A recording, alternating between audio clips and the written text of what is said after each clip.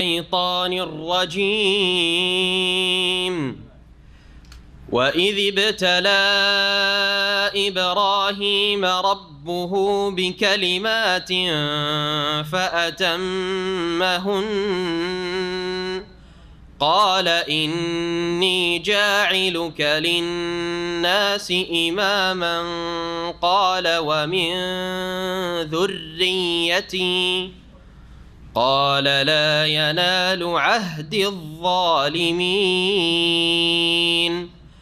وإذ جعلنا البيت مثابة للناس وأمنا واتخذوا من مقام إبراهيم مصلى وعهدنا إلى إبراهيم وإسماعيل أن طهر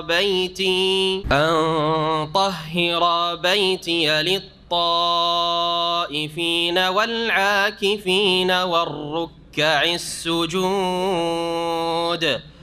وإذ قال إبراهيم رب اجعل هذا بلدا آمنا وارزق أهله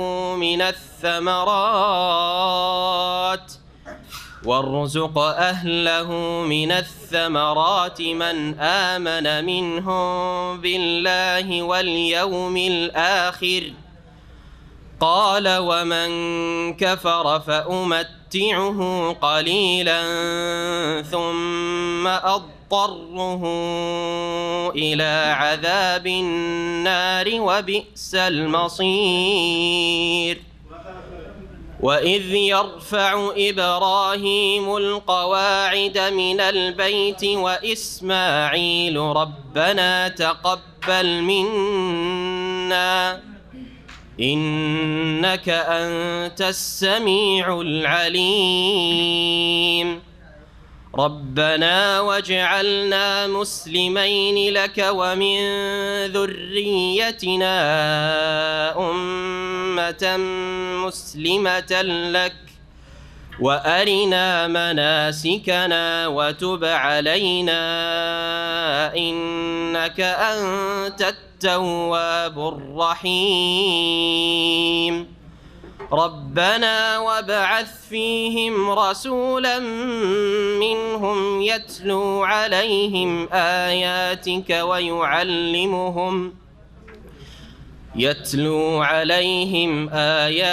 ويعلمهم الكتاب والحكمة ويزكيهم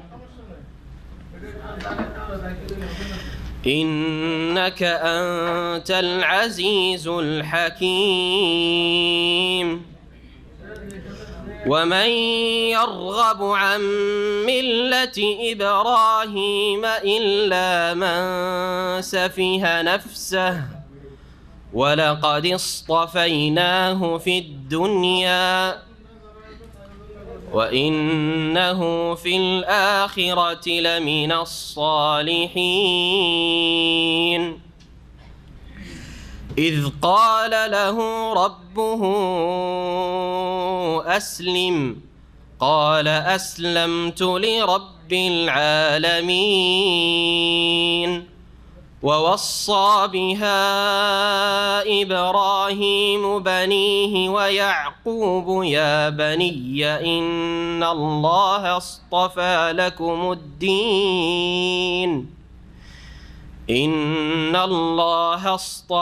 لكم الدين فلا تموتن إلا وأنتم مسلمون. أم كنتم شهداء إذ حضر يعقوب الموت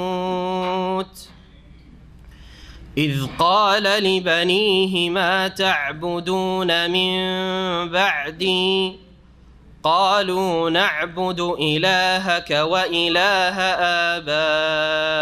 آبائك إبراهيم وإسماعيل وإسحاق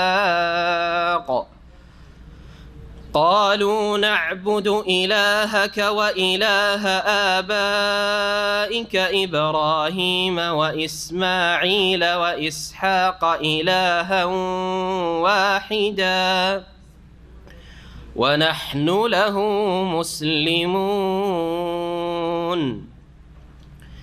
تلك أمة قد خلت لها ما كسبت ولكم ما كسبتم ولا تسألون عما كانوا يعملون. السلام عليكم ورحمة الله وبركاته.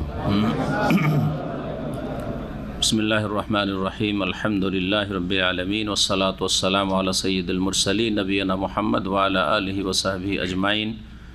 أما بعد فأعوذ بالله من الشيطان الرجيم. وإذ ابتلى إبراهيم ربه بكلمات فأتمهن قال إني جاعلك للناس إماما قال ومن ذريتي قال لا ينال عهد الظالمين. মহান আল্লাহর সমস্ত প্রশংসা যে আল্লাহ রাব্বুল আলামিন তার বান্দাদেরকে ভালো এবং মন্দ দিয়ে তার আদেশ এবং নিষেধের মাধ্যমে পরীক্ষা করেন। যারা আল্লাহ রাব্বুল আলামিনের আদেশ নিষেধগুলি ঠিকভাবে যথাযথভাবে বাস্তবায়ন করে তারা আল্লাহ রাব্বুল আলামিনের পরীক্ষায় সফল কাম হয়। আল্লাহ রাব্বুল আলামিন যেমন তার শরীয়তের বিধিবিধান দিয়ে পরীক্ষা করেন, তেমনি সৃষ্টিগত ক্ষেত্রে মহান আল্লাহ মানুষের কখনো সুখের অবস্থা, কখনো দুঃখের অবস্থা, কখনো ভালো কখনো মন্দ, কখনো প্রীতিকর কখনো অপ্রীতিকর অবস্থা দিয়ে আল্লাহ রাব্বুল আলামিন পরীক্ষা করেন। এটা হচ্ছে আল্লাহ রাব্বুল আলামিনের সৃষ্টি জগতের ক্ষেত্রে আল্লাহর ফায়সালা। ওয়া নাবলুকুম বিশ-শাররি ওয়াল খাইরি ফিতনা, ভালো মন্দ দিয়ে আমি তোমাদেরকে পরীক্ষা করি। পরীক্ষায় যারা যত বেশি ভালো ফলাফল করে তাদেরকে আল্লাহ তত বেশি ইহকাল পরকালে সম্মানিত করেন, মর্যাদা দান করেন। আর যারা যত বেশি খারাপ করছে অথবা করবে তাদেরকে আল্লাহ রাব্বুল আলামিন ইহজগতে বিশেষভাবে পরকালে, যেটা হচ্ছে আসল প্রতিদান জগৎ, বদলার জগৎ, দারুল জাযা, ইয়াউমুদ্দিন, সেখানে আল্লাহ তাদেরকে লাঞ্ছিত অপদস্থ করবেন। যদিও তারা দুনিয়ার ক্ষেত্রে বড় হিরো ছিল, কিন্তু আল্লাহর পরীক্ষায় ব্যর্থ হওয়ার কারণে, আল্লাহর পরীক্ষাতে ফেল হওয়ার কারণে তাদেরকে আল্লাহ সেখানে সমস্ত মানুষের সামনে বিচার দিবসে হাসরের মাঠে লাঞ্ছিত অপদস্থ করবেন এবং লাঞ্ছিত অপদস্থ হয়ে জাহান্নামে নিক্ষিপ্ত হবে।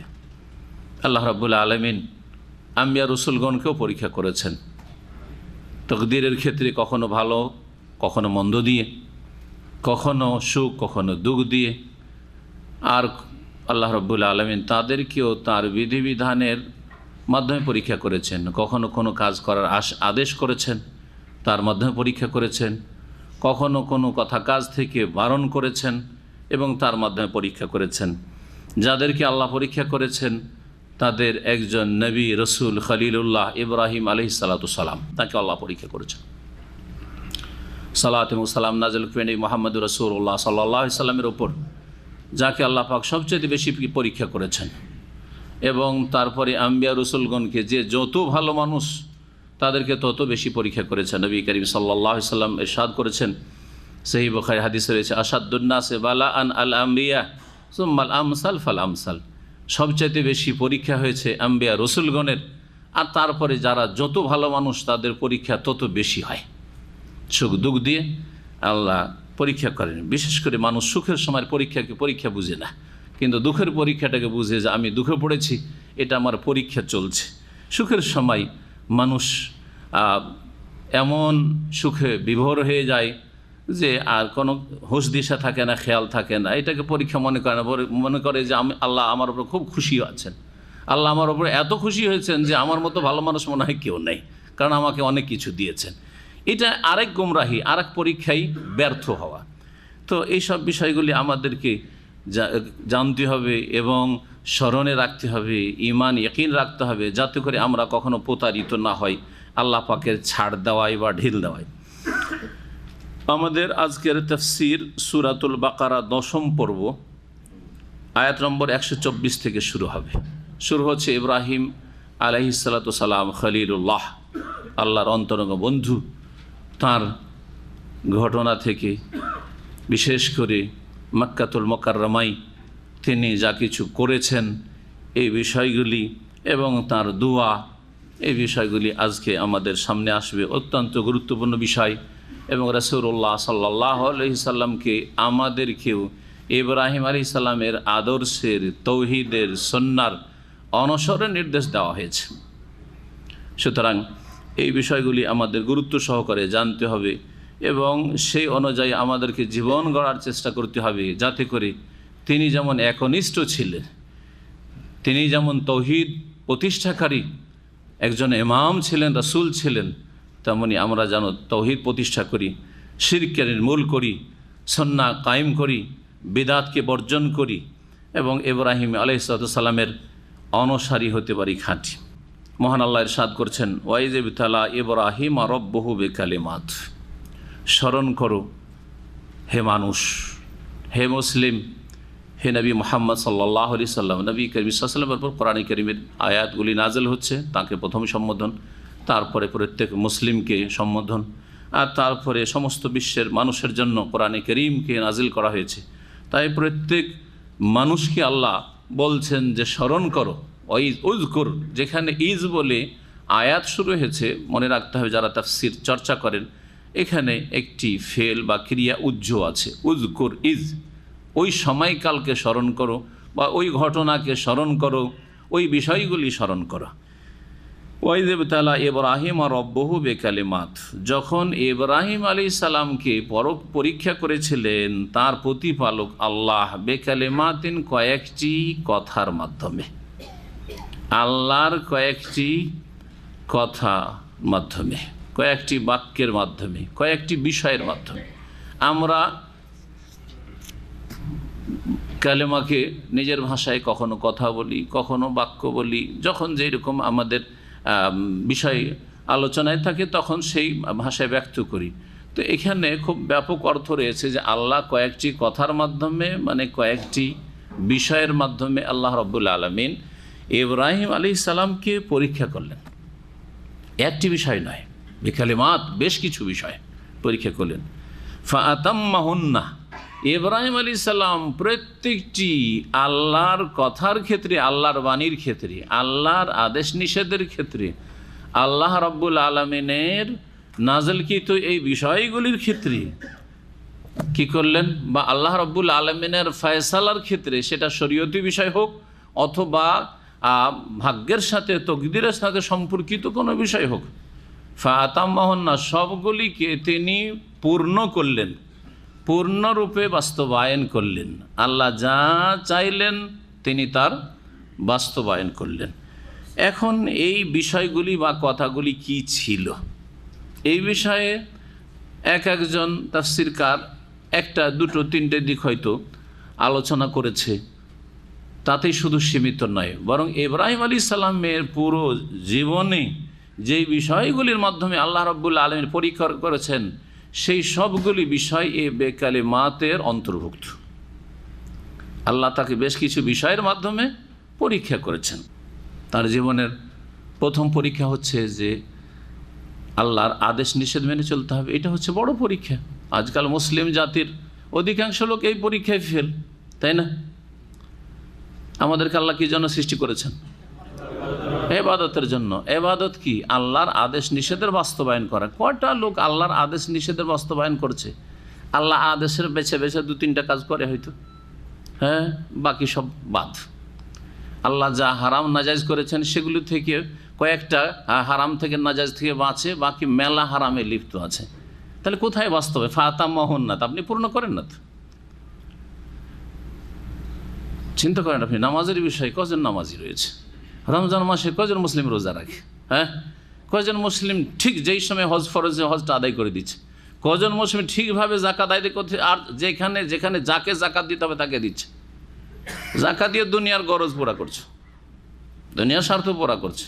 জি হ্যাঁ, স্বজন প্রীতি, বেশি গরিবরা অন্য বংশের ওকে দেবে না, নিজের বংশে যাদের এমনি কিছু দিতে হইতো ওই খরচটা নিজের হালকা করা হলো, তাদের জাকাত দিয়ে কাজ চালানো হইলো। সুতরাং তার শাশুড়ির খরচ চালাচ্ছে জাকাত দিয়ে, হ্যাঁ, তার ধরেন না ওই বোন আত্মীয় স্বজন ওদের খরচ খরচা চালাচ্ছে। ওরা তো ভাবছে যে আমাদেরকে খুব দান করছে, সৌদি আরব থেকে টাকা দিয়ে দান করছে মানে জাকাত নয়, ও আমাদের খুব উপকার করে নিজের ক্যাশ থেকে দিয়ে।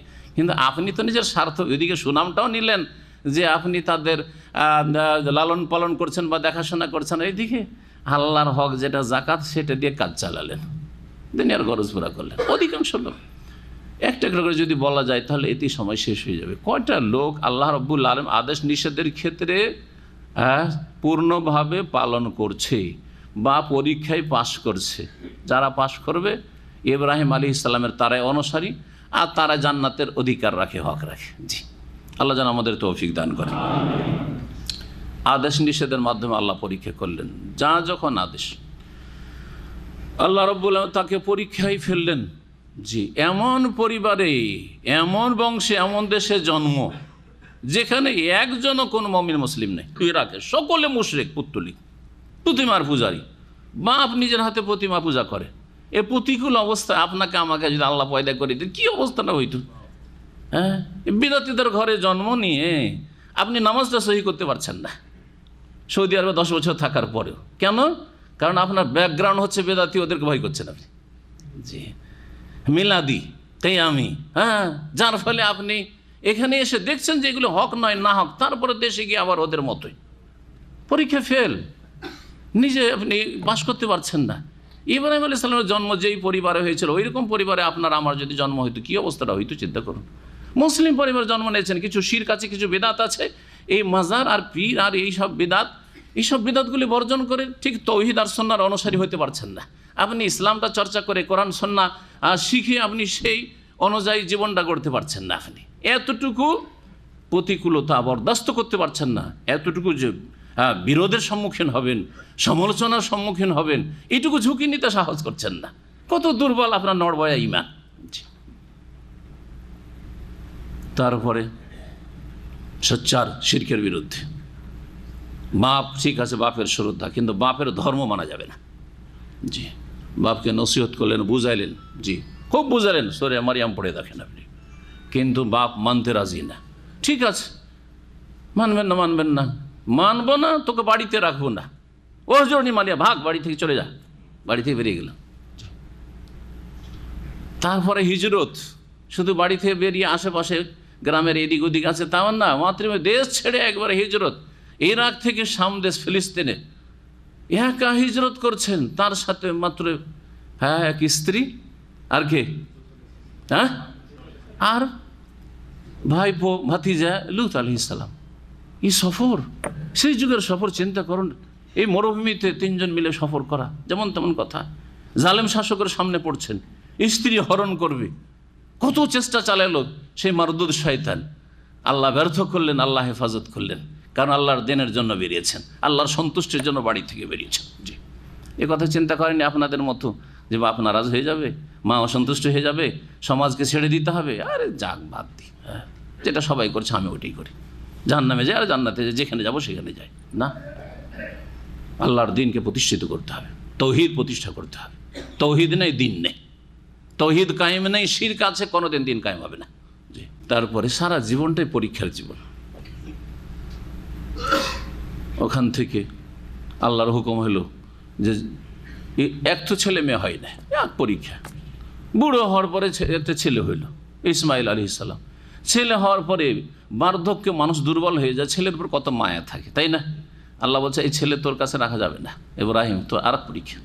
জি, এই ছেলেকে স্ত্রীকেও রাখা যাবে না, স্ত্রী তার মা ইসমাইলের মা হাজার, এই দুজনকে নিয়ে গিয়ে মক্কায় রেখে আসো, রেখে ছেড়ে দিয়ে চলে আসছেন। আপনার অবস্থা হলে সেখানে মরে যাবেন আপনি। স্ত্রীকে ছেড়ে দিয়ে চলে আসতে হচ্ছে বনে জঙ্গলে, কোনো মানুষ সেখানে বাস করে না।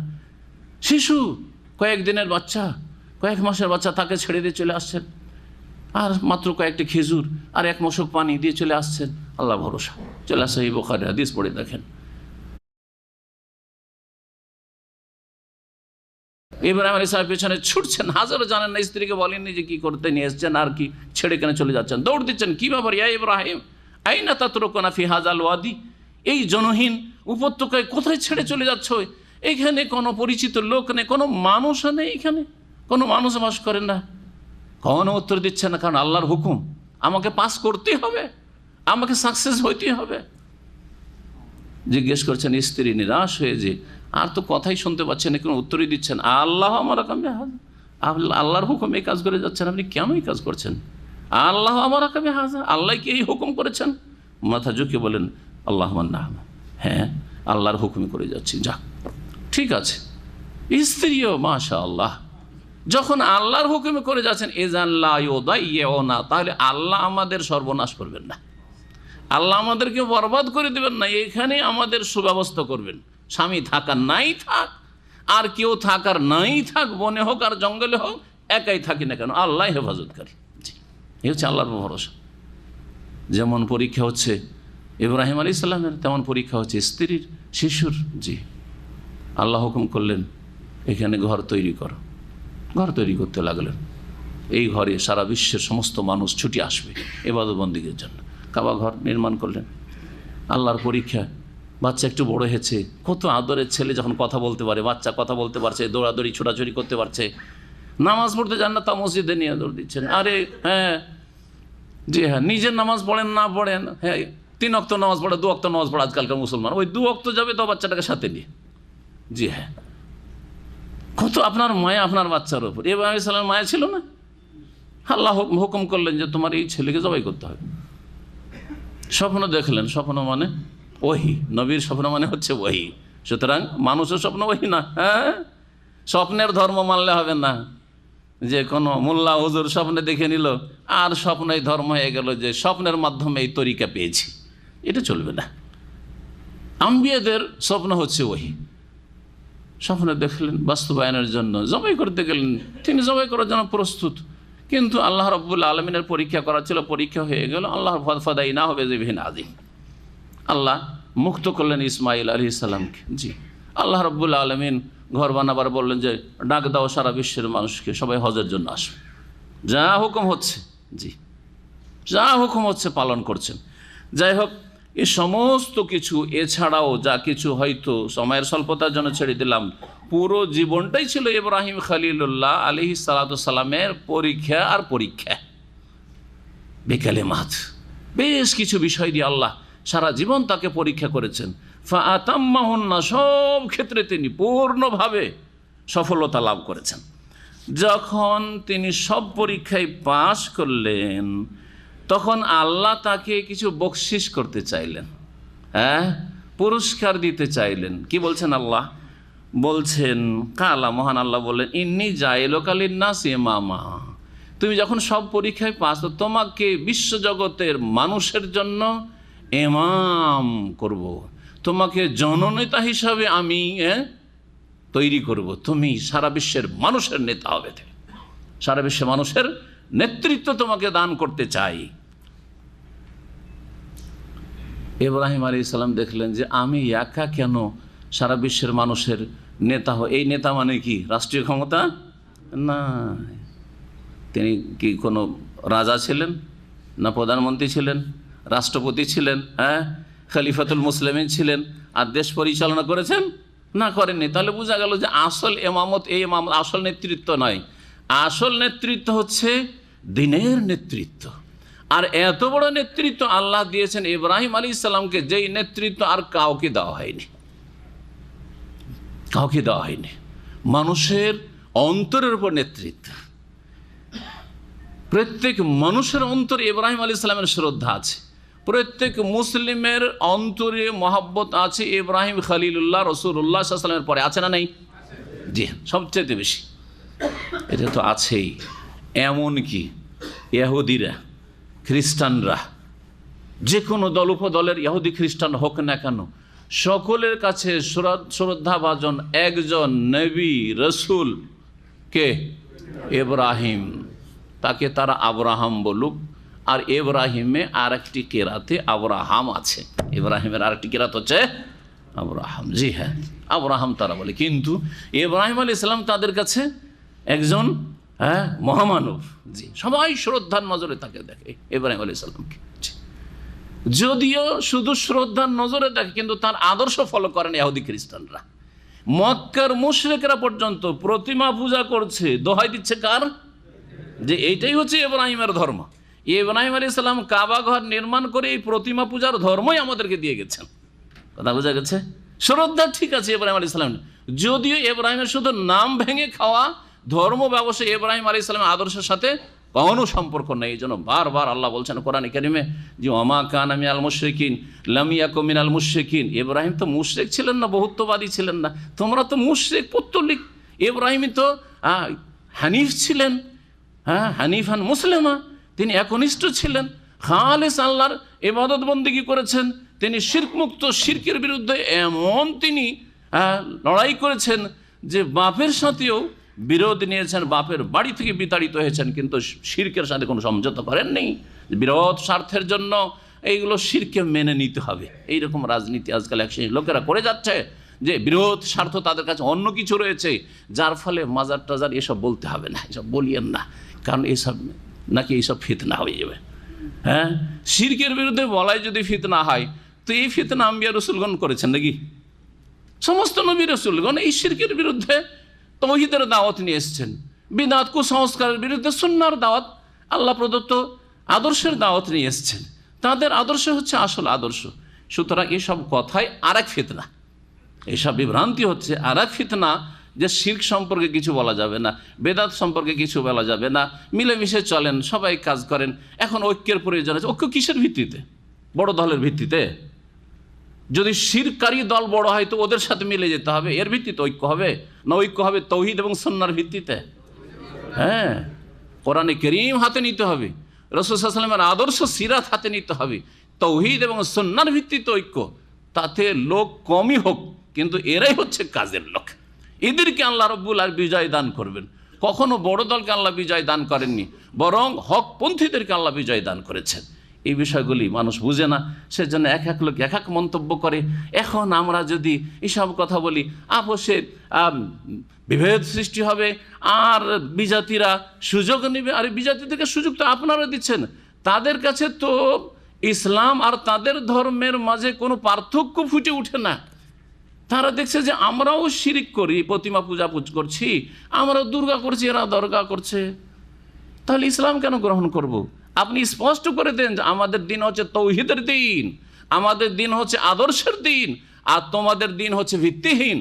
প্রমাণ করে দেন এটা আকীদা ঈমানের মাধ্যমে, তৌহিদ এবং সুন্নাহর মাধ্যমে প্রমাণ করতে হবে। তাহলে না আকৃষ্ট হবে আপনার দিনের মধ্যে। কিছু ভালো দেখলে তো আসবে। আর যদি সমান সমান দেখে, দরকারটা কি? একটা বাসায় আছেন আর বাসাটা চেঞ্জ করতে চাইছেন, আর একটা বাসা খোঁজ করতে গেলে দেখলেন যে ওই তো আমার মতোই, আমার বাসা তো পানি পড়ছে আর ভাঙা ভাঙা পচা, আর এই বাসা ওই রকম, তো বাসা চেঞ্জ করবেন? কখনো চেঞ্জ করবেন না। এই হচ্ছে আজকালকার মুসলিম বিশ্বের অবস্থা। মুসলিমদেরকে দেখে অমুসলিমরা বিবেচনা করে, মুসলিম দেখে, ইসলাম দেখে না। কোরআন সুন্নাতে ইসলাম আছে, ইসলাম দেখে না। ও ইসলাম হচ্ছে থিওরিক্যাল বিষয়, ওটা দেখতে যায় না। দেখছে মুসলিমের মুসলিম চোর, মুসলিম বেঈমান, মুসলিম সুদখোর, মুসলিম ঘুষখোর, আর মুসলিমরা শিরিক করছে, মুসলিমরা আমাদের মতোই করছে। আমরা যদি আপনার রথযাত্রা করি, এরা তাজিয়া করছে, বা ঈদে মিলাদুন নবীর জুলুস করছে। পার্থক্য কোথায়? পার্থক্য কিছু নেই। আমরা আমাদের ধর্ম করছি, ওরা ওদের ধর্ম করছে, কাছাকাছি সব একই। সুতরাং তারা হককে চিনতে পারে না যে হক কোথায় আছে। হক অস্পষ্ট করে দিয়েছি আমরা, অথচ হক ছিল স্পষ্ট। জি, ওয়াকুলিল হাক্কু মির রাব্বিকুম, রবের পক্ষ থেকে কোরআনে কারিমে রয়েছে, নবী করিম সাল্লাল্লাহু আলাইহি ওয়াসাল্লামের হাদিসে রয়েছে। বলছিলাম যে নেতৃত্ব, আসল নেতৃত্ব হচ্ছে দ্বীনের নেতৃত্ব। এই জন্য কোরআন সুন্নাহর আলেমদের মহব্বত অন্তরে একেবারে নিঃস্বার্থে থাকে, কোনো স্বার্থ থাকে না, ঠিক না? ইমাম আবু হানিফা, শাফেঈ, মালিক, তার আগে সাহাবায়ে কেরামদের কথা বলা উচিত। রাসূলুল্লাহ সাল্লাল্লাহু আলাইহি ওয়াসাল্লাম পরে সাহাবায়ে কেরাম, তাবেঈন, তাবা তাবেঈন, ইমাম আবু হানিফা, শাফেঈ, মালিক, আহমদ, ইমাম বুখারী, মুসলিম, মুহাদ্দিসিন কিরাম, তাদের সাথে ভালোবাসা। জি, অথচ 1000 বছর 1200 বছর আগে চলে গেছেন তারা, তাদের সাথে ভালোবাসা নেই। কত ভালোবাসা চিন্তা করেন, কত ভালোবাসা আছে, কোনো স্বার্থ আছে? কোনো স্বার্থ নেই। তার সাথে দেখা হয়নি, একই যুগের কোরআন সুন্নাহ আলেম, কোনোদিন জীবনে দেখা হয়নি, কিন্তু অন্তর থেকে ভালোবাসেন। কিসের জন্য? এটা হচ্ছে আসল নেতৃত্ব, আসল ইমামত। এই হচ্ছে আসল ইমামত। ইব্রাহিম আলাইহিস সালামকে আল্লাহ রাব্বুনা বললেন, ইন্নী জাইলুকা লিন্নাস ইমামা, তোমাকে আমি মানব জাতির জন্য ইমাম বানাতে চাই। ইব্রাহিম আলাইহিস সালাম বললেন যে একা হব আমি আমার বংশের লোকের জন্য চাই। হ্যাঁ, মানুষ ভালো চাইবে, তাই না? আপনাকে যদি কোথাও বড় কোনো সম্মান মর্যাদা দেওয়া হয়, তো আপনি চিন্তা করেন, আমরা ছেলে মেয়েদের কথা চিন্তা করবেন যে ওদের জন্য একটা ভালো রাস্তা খুলে দিই, ঠিক না? জি, আমার বংশধরের জন্য একটা ভালো একটা পজিশন করে দিই। দুনিয়ার ক্ষেত্রে আপনার চিন্তা করছেন, ইব্রাহিম ইসলামের চিন্তা হচ্ছে দিনের ক্ষেত্রে, দিনের ইমামত। কিন্তু হে আল্লাহ, ওয়ামিন যুররিয়াতি, কালা ইব্রাহিম আলাইহিস সালাম আল্লাহকে দরখাস্ত করলেন, ওয়ামিন যুররিয়াতি, আমার সন্তানদের মধ্য থেকে আল্লাহ ইমাম বানাও। শুধু আমাকে একা নয়, আমার বংশেও তুমি ইমাম বানাও, নবী রসুল পাঠাও, যারা পৃথিবীর মানুষের নেতৃত্ব দেবে, মানুষকে সঠিক পথ দেখাবে, সিরাতে মুস্তাকিম দেখাবে, জান্নাতের রাস্তা দেখাবে। কালা ইব্রাহিম আলাইহিস সালামের জবাবে আল্লাহ বলছেন, লা ইয়ানালু আহদিজ জালিমিন, ঠিক আছে, তবে তোমার বংশের লোক যদি জালেম হয়ে যায়, তাহলে আমার প্রতিশ্রুতি জালেমদের কাছে পৌঁছবে না।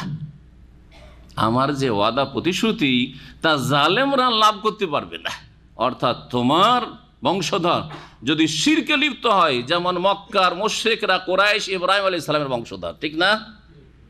বনি ইসরাইল ইসহাকের, মক্কার লোকেরা ইসমাইল আলাইহিস সালামের মাধ্যমে ইব্রাহিম আলাইহিস সালামের বংশের, তাই কি? ঠিক কিনা? হ্যাঁ, ইব্রাহিম আলাইহিস সালাম কয় ছেলে? ইসমাইল আলাইহিস সালামের মাধ্যমে মক্কার লোকেরা ইব্রাহিমের বংশের, ঠিক না? আর ইসহাক আলাইহিস সালামের মাধ্যমে, ইয়াকুব আলাইহিস সালামের মাধ্যমে বনি ইসরাইল, ইহুদি খ্রিস্টানরা, ওরা হচ্ছে ইব্রাহিম আলাইহিস সালামের বংশের। সমস্ত ইহুদি খ্রিস্টান নয়, কিন্তু ওই সব ইহুদি খ্রিস্টান যারা আপনার বনি ইসরায়েল বংশের, ঠিক ওই রকমই সমস্ত মুসলিম ইব্রাহিম আলাইহিস সালামের বংশধর নয়, কিন্তু যারা মক্কার লোকেরা প্রথম যুগে যারা মুহাজিরিন, তারা আরব, তারা ইব্রাহিম আলাইহিস সালামের বংশের ছিল। তো যদি তারা ধর্মের নামে শিরিক করা শুরু করে, কুসংস্কারে লিপ্ত হয়ে যায়, তাহলে তারা হচ্ছে জালেম, পাপে লিপ্ত হয়ে যায়, পাপী হয়ে যায়, অপরাধী হয়ে যায়, আল্লাহর হক নষ্ট করে, মানুষের হক নষ্ট করে, তাহলে তারা জালেম। জালেমরা ইমামত পাবে না তোমার বংশের হইলেও। এর দ্বারা কোরআনে কারীম স্পষ্ট করে দেওয়া হলো যে বংশীয় মর্যাদা আল্লাহর কাছে কাছিয়ে দিতে পারে না শুধু যদি ঈমান এবং তাকওয়া না থাকে। বোঝা গেছে কি না? তাওহীদ এবং সুন্নাহ না থাকে। কারণ ভারত, বাংলাদেশ, পাকিস্তানে একটি ফলপ্রসূ লাভজনক ব্যবসা হচ্ছে আওলাদে রসুলের নামে পীর হওয়ার দাবি করা। পীর যদি আওলাদে রসুলের দাবি করতে পারে যে আমরা নবী বংশের পীর, তো ওদের মুরিদানের অভাব নেই, ঠিক না? অথচ আকীদা শিরকি, আমল হচ্ছে বিদআত যুক্ত। জি, তাদের সুন্নতের জায়গায় বিদআতে দখল করেছে, তাওহীদের জায়গায় শিরকে দখল করেছে। আকীদা শিরকি আকীদা, হুলুল ওয়াহদাতুল ওজুদ, তাসাউরে শেখ, ফানা ফিল্লাহ, ফানা ফির রসুল, আল্লাহ তারা বিলীন হয়ে যায়, রসুলে বিলীন হয়ে যায়, ফানা ফিসে পীরে তারা বিলীন হয়ে যায়। হ্যাঁ, এইসব শিরকি আকীদা ধর্মের নামে সুফিবাদের, পীরদের, আর বলে তারাই হচ্ছে আল্লাহর ওলি। না, আল্লাহর ওলি না, অন্য কারো ওলি। ভালো করে বুঝে রাখেন। জি, এরা হচ্ছে জালেম। সুতরাং লা ইয়ানালু আহদিজ জালিমিন, দুনিয়ার ভক্ত দেখে ধোঁকা খাবেন না, বরং আল্লাহর কাছে তারা ইমামত পাওয়ার যোগ্যতা রাখে না। ইমামত পাবে তারাই যারা তাওহীদ প্রতিষ্ঠাকারী, যারা সুন্নতের অনুসারী, ইব্রাহিম আলাইহিস সালামের মতো হানিফা মুসলিমা হইতে পারবে যারা। জালেমরা আমার প্রতিশ্রুতি লাভ করবে না, অর্থাৎ তোমার বংশের জালেমরা পাবে না। তবে যারা সৎকর্মশীল তাদেরকে দেব। কথা সত্যি দিয়েছেন। হ্যাঁ, আল্লাহ দরখাস্ত কবুল করেছেন। ইব্রাহিম আলাইহিস সালামের পরে ভালো করে যদি দেখেন আপনি দিনের ক্ষেত্রে, তাহলে সমস্ত নবী রসুলগণ ইব্রাহিম আলাইহিস সালামের বংশের। ইব্রাহিম আলাইহিস সালামের বংশে ইসমাইল আলাইহিস সালাম নবী হলেন, আর ইসমাইল আলাইহিস সালামের বংশে একজন রসুল যদিও কিন্তু তিনি হচ্ছেন সবচাইতে বড় শ্রেষ্ঠ রাসূল, সৈয়দুল মুরসালিন, খাতামুন নবীন, সৈয়দুস সাকালাইন, মুহাম্মদুর রাসূলুল্লাহ সাল্লাল্লাহু আলাইহি ওয়াসাল্লাম। সারা বিশ্বের সমস্ত মানুষের জন্য তিনি নবী রাসূল আসলেন। ইন্নী রাসূলুল্লাহ ইলাইকুম জামিয়া ওয়া মা আরসালনাকা ইল্লা রাহমাতাল লিল আলামিন। রসুল একজন, কিন্তু বহু রসুলের চাইতে বেশি তার দাওয়াত হচ্ছে ব্যাপক। ইসহাক আলাইহিস সালামের বংশে সমস্ত বনি ইসরাইলের রসুল, আম্বিয়া বনি ইসরাইল। ইসহাক ইয়াকুব আলাইহিস সালামের বংশে, ইয়াকুব আলাইহিস সালামের দ্বিতীয় নাম ছিল কি? ইসরাইল। সুতরাং সমস্ত নবীদেরকে কি বলা? আম্বিয়ায়ে বনি ইসরাইল বলা হয়। বনি ইসরাইলদের মুসা, ঈসা, ইউসুফ, ইউনুস, দাউদ, সুলাইমান, আইয়ুব, এইভাবে আপনি জাকারিয়া, ইয়াহিয়া, ঈসা, যত নবী রসুল এসেছেন, ইব্রাহিম আলাইহিস সালামের পরে ইসহাক আলাইহিস সালামের বংশের সমস্ত নবী ইব্রাহিম আলাইহিস সালামের বংশেরই। জি হ্যাঁ, দোয়া কবুল হয়েছে না হয়নি? এরা সকলে সৎকর্মশীল ছিলেন, কেউ তারা জালেম, সকলে জুল মুক্ত ছিলেন। কিন্তু যারা জালেম হয়েছে তাদেরকে আল্লাহ জাহান্নামে পৌঁছে দিয়েছেন। জালেম হয়েছে আবু লাহাব, জালেম হয়েছে আবু জাহাল, জালেম হয়েছে উতবা, শাইবা, রবিয়া, জালেম হয়েছে মক্কার বড় বড় নেতা কাফের মুশরিকরা, যারা বদরে 70 জন নিহত হয়েছে। আর যারা ইসলামের শত্রুতা করেছে তাদেরকে জাহান্নামে আল্লাহ পৌঁছে দিয়েছেন, তাদের অনুসারীদেরকে ওই রকমই। আল্লাহ তারপরে বলছেন ওয়াইজ জাআলনাল বাইতা মাসাবাতাল লিন্নাস ওয়া আমনা, আর স্মরণ করো যখন কাবা ঘরকে, আল বাইতা মানে বাইতুল্লাহ, কাবা ঘর। মহান আল্লাহ বলছেন ওয়াইজ জাআলনাল বাইতা মাসাবাতাল লিন্নাস, যখন আমি কাবা ঘরকে বানিয়ে দিলাম সমস্ত মানুষের জন্য মিলন কেন্দ্র। মাসাবাতানের একটি অর্থ হচ্ছে সম্মিলন ক্ষেত্র বা মিলন কেন্দ্র, যাই কিছু বলবেন। মাসাবা যখন এই অর্থ নেবেন তখন শব্দটি আসবে আরবি যারা বুঝেন ভাষা, সাবা ইয়াসুবো থেকে। সাবা ইয়াসুবো মানে হচ্ছে ঝাঁপ দেওয়া, সাবা ইয়াসুবো মানে ঝাঁপ দেওয়া, মাসাবাত মানে ঝাঁপ দেওয়ার স্থল। মানুষ সারা বিশ্ব থেকে এক জায়গায় ঝাঁপ দিয়ে আসে, সেটা হচ্ছে মানুষের সম্মিলন কেন্দ্র, হ্যাঁ, মিলন স্থল। এই মাসাবাতানের অর্থ একটি হইল। মাসাবাতান আর একটি অর্থ হচ্ছে সওয়াব থেকে। মাসাবাতান তাহলে সাবা ইয়াসুবো থেকে নয়, বরং সওয়াব থেকে। সওয়াব মানে কি? নেকি, পুণ্য। হ্যাঁ, এই জন্য কেউ কেউ অনুবাদ করেছেন, স্মরণ করো যখন বাইতুল্লাহকে আমি বানিয়েছিলাম বিশ্বের সমস্ত মানুষের জন্য পুণ্যস্থল। হ্যাঁ, পুণ্যস্থল, নেকির জায়গা। এত নেকি মক্কায় রয়েছে, হারামের ভিতরে রয়েছে, যেই নেকি কোথাও পাবেন না, ঠিক কিনা? অন্য জায়গার তুলনায় নামাজ আদায় করলে 1 লক্ষ গুণ, 1 লক্ষ গুণ কম নাকি? সারা বিশ্বের কোথাও আপনার হজ হবে না, উমরা হবে না। হজ উমরার জন্য আপনাকে এই হারামে আসতে হবে। বাইতুল্লাহর তওয়াফ, সাফা মারওয়ার সাই, মিনা, আরাফা, মুজদালিফা, এর মাধ্যমে হজ হবে। জি, মাসাবাতুল লিন্নাস ও আমনান, এবং নিরাপদ স্থল করেছিলাম। বাইতুল্লাহকে কি করেছেন আল্লাহ রাব্বুল আলামিন? সমস্ত মানুষের জন্য। তাহলে বলবেন যে সম্মিলন কেন্দ্র আর নিরাপদ স্থল বা পুণ্য, হ্যাঁ, পুণ্য স্থল আর কিসের? নিরাপদ স্থান আল্লাহ করেছেন। এমন নিরাপদ যে জাহিলিয়াতের যুগে বাপের খুন করে পালিয়ে এসছে, আসার পরে হারামে ঢুকে গেছে, মক্কায় কাবার চারিদিকে ঘোরাফেরা করছে, হুদুদ হারামের ভিতরে ঢুকাঢুকি করছে, দেখছে আমার বাপকে খুন করে এসছে, ধরতে পারে না, মারতে পারে না, কারণ তারা এই হারামের শ্রদ্ধার খেয়াল রাখতো যে হারামের ভিতরে কাউকে মারা যাবে না যতক্ষণ পর্যন্ত হারামের বাইরে না যাবে। এমনকি শরীয়তের বিধানে এই বিষয়গুলিকে এইভাবে অব্যাহত রাখা হচ্ছে যে এখানে মানুষ তো নিরাপদ আছে, দুনিয়ার মধ্যে সবচাইতে বেশি নিরাপত্তা সৌদি আরবে আছে, আর তার মধ্যে বিশেষ করে হেজাজ, মক্কা, মদিনায়, তাই না? আল্লাহর পক্ষ থেকে এই নিরাপত্তার ঘোষণা রয়েছে, আল্লাহর পক্ষ থেকে নিরাপত্তার ঘোষণা রয়েছে। মানুষ শুধু নিরাপদ নয়, বরং এখানে পশু পাখি গাছপালাও নিরাপদ। জানা আছে না নেই? এত কবুতর ঝাঁকে ঝাঁকে দেখছেন, একটাও কেউ শিকার করতে পারছেন? মারা যাবেন না। হরিণ, খরগোশ দেখছেন, শিকার করতে পারবেন না? শিকার করা হারামের এলাকার ভিতরে, হারামের এলাকা শুধু এই কাবা ঘর নয়, হারামের এলাকা যে দূর দূর পর্যন্ত ছড়িয়ে আছে, জানা আছে হুদুদে হারাম, হারামের এলাকা। মক্কার ভিতর যত দূর পর্যন্ত হারামের এলাকা, একটা কোনো শিকারী পশু পাখি শিকার করতে পারবেন না। তাড়াইতে পারবে, যেখানে তাড়াইতে তাড়াইতে মসজিদে তানিম ও মসজিদে আয়েশার দিকে নিয়ে যায় হালাল এরিয়াতে, তারপরে ধরবো, ওটাও নিষেধ। ওয়ালা ইউনাফারু সাইদুহা, শিকারী পশু পাখিকে তাড়িয়ে নিয়ে গিয়ে হারামের বাইরে ধরবো, এই নিয়তে তাড়ানো যাবে না যে হারামের বাইরে একটু নিয়ে যায় তাড়িয়ে। জি। তারপরে ওয়ালা ইউদাদু শাজারুহা, হাদিস লম্বা আছে, শুধু এই দুটি কথা বলে শেষ করছি। কোনো গাছ কাটা যাবে না, কোনো গাছ কাটা, যেই ঘাসগুলি নিজে থেকে জন্মায় সেগুলি কাটা যাবে না। যদি এখানে ফসল হইতে লাগে হারামের ভিতরে, কোনো জায়গায় হারামের এলাকার ভিতরে, আর নিজে থেকে চাষাবাদ করছেন, তাহলে শুধু কাটা যাবে, এটা হচ্ছে শরীয়তের বিধান। কিন্তু যেগুলো সৃষ্টিগতভাবে এমনিতেই বিনা চাষাবাদে গাছপালা হচ্ছে, ঘাস হচ্ছে, কাটা যাবে না। নবী সাল্লাল্লাহু আলাইহি ওয়াসাল্লামের চাচা আব্বাস বলেন, ইয়া রাসূলুল্লাহ, ইজখের ঘাস দিয়ে আমাদের ছাউনি হয়, আমাদের ঘরের ছাউনি হয়। সেই যুগে খড়ের ঘরের ছাউনি হয়তো ইজখের ঘাস দিয়ে।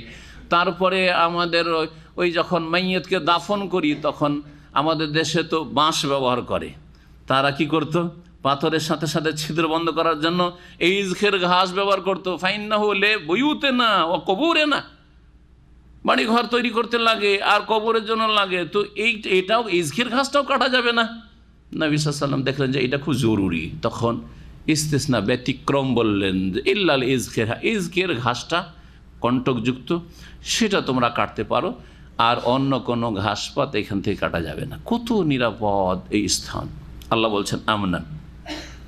তারপর আল্লাহ বললেন ওয়াত্তাখিযু মিন মাকামি ইব্রাহিমা মুসাল্লা, আর তোমরা গ্রহণ করো মিন মাকামে ইব্রাহিম, ইব্রাহিম আলাইহিস সালামের দাঁড়াবার স্থানে, মুসাল্লা নামাজের স্থান, তোমরা নামাজের স্থান হিসাবে গ্রহণ করো ইব্রাহিম আলাইহিস সালামের দাঁড়াবার স্থানকে।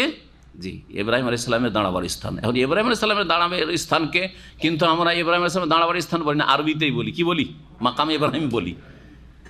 জি, মাকাম ইব্রাহিম সেই পাথরটা, যেই পাথরটা আজকাল গ্লাস দিয়ে ঘেরা আছে, এবং যারাই তওয়াফ করেন তওয়াফের সময় নজরে আসে না কাবাগৃহ থেকে একটু দূরে সরিয়ে রাখা হয়েছে। ওমর রাদিয়াল্লাহু তাআলার খেলাফত আমলে মানুষের অসুবিধা হচ্ছিল, সবাই যেহেতু নামাজ পড়ার জন্য ভিড়ভাড় করবে, কাবার সাথে লেগেছিল। কাবার সাথে লেগে না থাকলে কি করে তিনি দেয়াল উঠাচ্ছিলেন, অত দূর থেকে কি আর দেয়াল উঠানো যায়?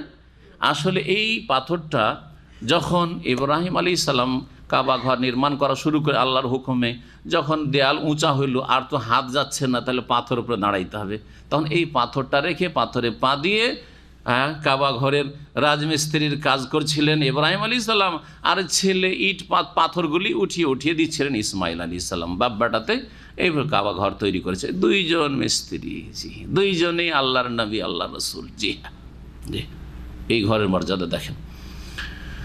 তারপরে এই পাথরটি ওখানে থেকে যায়। মুফাসসিরিনগণ বলেছেন যে ওতে যে দাগটা আছে সেটা হচ্ছে মুজিজা, অলৌকিকত্ব, ইব্রাহিম আলাইহিস সালামের পায়ের দাগ, আল্লাহু আ'লাম। আর ওইরকম দাগ হয়ে আছে, এখনও যদি ভালো করে লক্ষ্য করে দেখেন দাগ হয়ে আছে, যেইভাবেই দাগ হোক কিন্তু দাগ হয়ে আছে। আর তাফসীরকার কথা এটা আমি নকল করলাম, যেভাবে তাফসীরে রয়েছে। তো সেই পাথরটিকে দূরে সরিয়ে দেওয়া হয়েছে মানুষের সুবিধার্থে, যাতে করে ভিড় ভাড় ওখানে মানুষ নামাজ পড়ার জন্য না করে। তওয়াফ শেষ করে 7 চক্কর যখন শেষ হবে, তখন 2 রাকাত তওয়াফের সালাত, ফরজ তওয়াফ হোক আর সুন্নাত তওয়াফ হোক আর ওয়াজিব তওয়াফ হোক আর নফল তওয়াফ হোক, যে কোনো তওয়াফের ক্ষেত্রে তওয়াফ শেষ হলে তার সমাপ্তি করতে হবে কি দিয়ে? 2 রাকাত নামাজ দিয়ে। এই 2 রাকাত নামাজ মাকাম ইব্রাহিমের পেছন দিকে, মাকাম ইব্রাহিম কাবা সামনে, তার সাথে সাথে মাকাম ইব্রাহিমও সামনে রেখে এই আদায় করা হচ্ছে সুন্নাত, ফরজ অজেব নয় যে মানুষের মাঝে ধাক্কাধাক্কি করে খুশু হচ্ছে না, কিচ্ছু হচ্ছে না, মানুষ মাথার উপরে পা দিয়ে দিচ্ছে, তারপর ওখানে ভিড়ভাড় করে নামাজ পড়বেন, এটা আবার অজ্ঞতা। আপনি যে কোনো জায়গায় নামাজ পড়ে নিতে পারেন, নামাজ হয়ে যাবে, কিন্তু ওর পিছনে এত কাছাকাছি পড়তে হবে ওটাও জরুরি না। দূরে ওই দিকে, ওই সাইডেই দূরে গিয়ে নামাজ পড়েন। আমি অনেক দূরে চলে যাই যেখানে আমার খুশুর সাথে নামাজ পড়তে পারবো, সামনে দিয়ে কেউ অতিক্রম করবে না, সামনে কোনো মহিলা নেই, এইরকম জায়গায় নিরাপদ স্থানে আপনার খুশুর সাথে নামাজটা আদায় করার চেষ্টা করেন। আল্লাহ বলছেন যে মাকামে ইব্রাহিমের নামাজের স্থান তোমরা গ্রহণ করো। ওয়া আহিদানা ইলা ইব্রাহিম ওয়া ইসমাইল আন তাহিরা বাইতিয়া লিত-তাইফিনা ওয়াল আকিফিনা ওয়া রুকআইস সুজুদ। আল্লাহ বলছেন, আর ইব্রাহিম আলাইহিস সালামকে উপদেশ দিলাম। আহিদনা, ওয়াদা নেওয়া, আহিদা মানে আর উপদেশ দেওয়া হয়।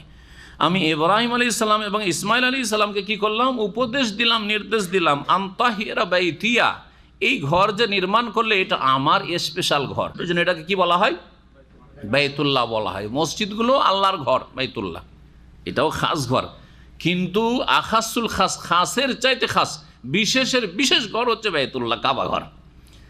আমাদের বাড়ি ঘরগুলি সারা জমিনটা আল্লাহ, ইন্নাল আরদা লিল্লাহি, নেই তো সব বাড়ি তো আল্লাহর, কিন্তু ওগুলো হল সাধারণ আল্লাহর ঘর। জি, তো এই জন্য বাইতুল্লাহকে, বিশেষভাবে কাবা ঘরকে বাইতুল্লাহ বলা হয়েছে। আমার ঘরকে তোমরা পবিত্র রাখো, লিত্তায়েফিনা, তওয়াফকারীদের জন্য, ওয়াল আকেফিনা, আর এতেকাফকারী যারা হারামে, মসজিদে হারামে অবস্থান করবে তাদের জন্য, ওয়ার রুক্কাই সুজুদ, রুকুকারীদের জন্য, আর সিজদাকারীদের জন্য, যারা নামাজি তাদের জন্য। পাক পবিত্র রাখো মানে কি?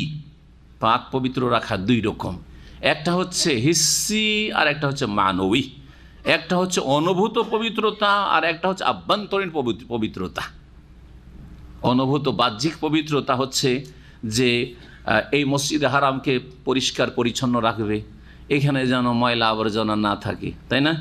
ময়লা আবর্জনা না থাকে, সুগন্ধি করে রাখবে, সাফ সুতরা করে রাখবে, ইত্যাদি ইত্যাদি। ময়লা আবর্জনা থাকলে মানুষের রুচি হবে না, এগুলো এটা হচ্ছে বাহ্যিক পবিত্রতা। পবিত্রতা আর আভ্যন্তরীণ পবিত্রতা, আর সবচেয়ে বড় পবিত্রতা এটা হচ্ছে শিরক থেকে পবিত্র করা। কারণ সবচেয়ে বড় নাপাকি, অপবিত্রতা হচ্ছে শিরক। আল্লাহ মুশরিককে বলেছে ইন্নামাল মুশরিকুনা নাজাসুন, মুশরিক হচ্ছে নাপাক। আল্লাহ বলছেন ফাজতানিবু রিজসা মিনাল আওসান, প্রতিমার নাপাকি, অপবিত্রতা থেকে তোমরা বেঁচে থাকিও।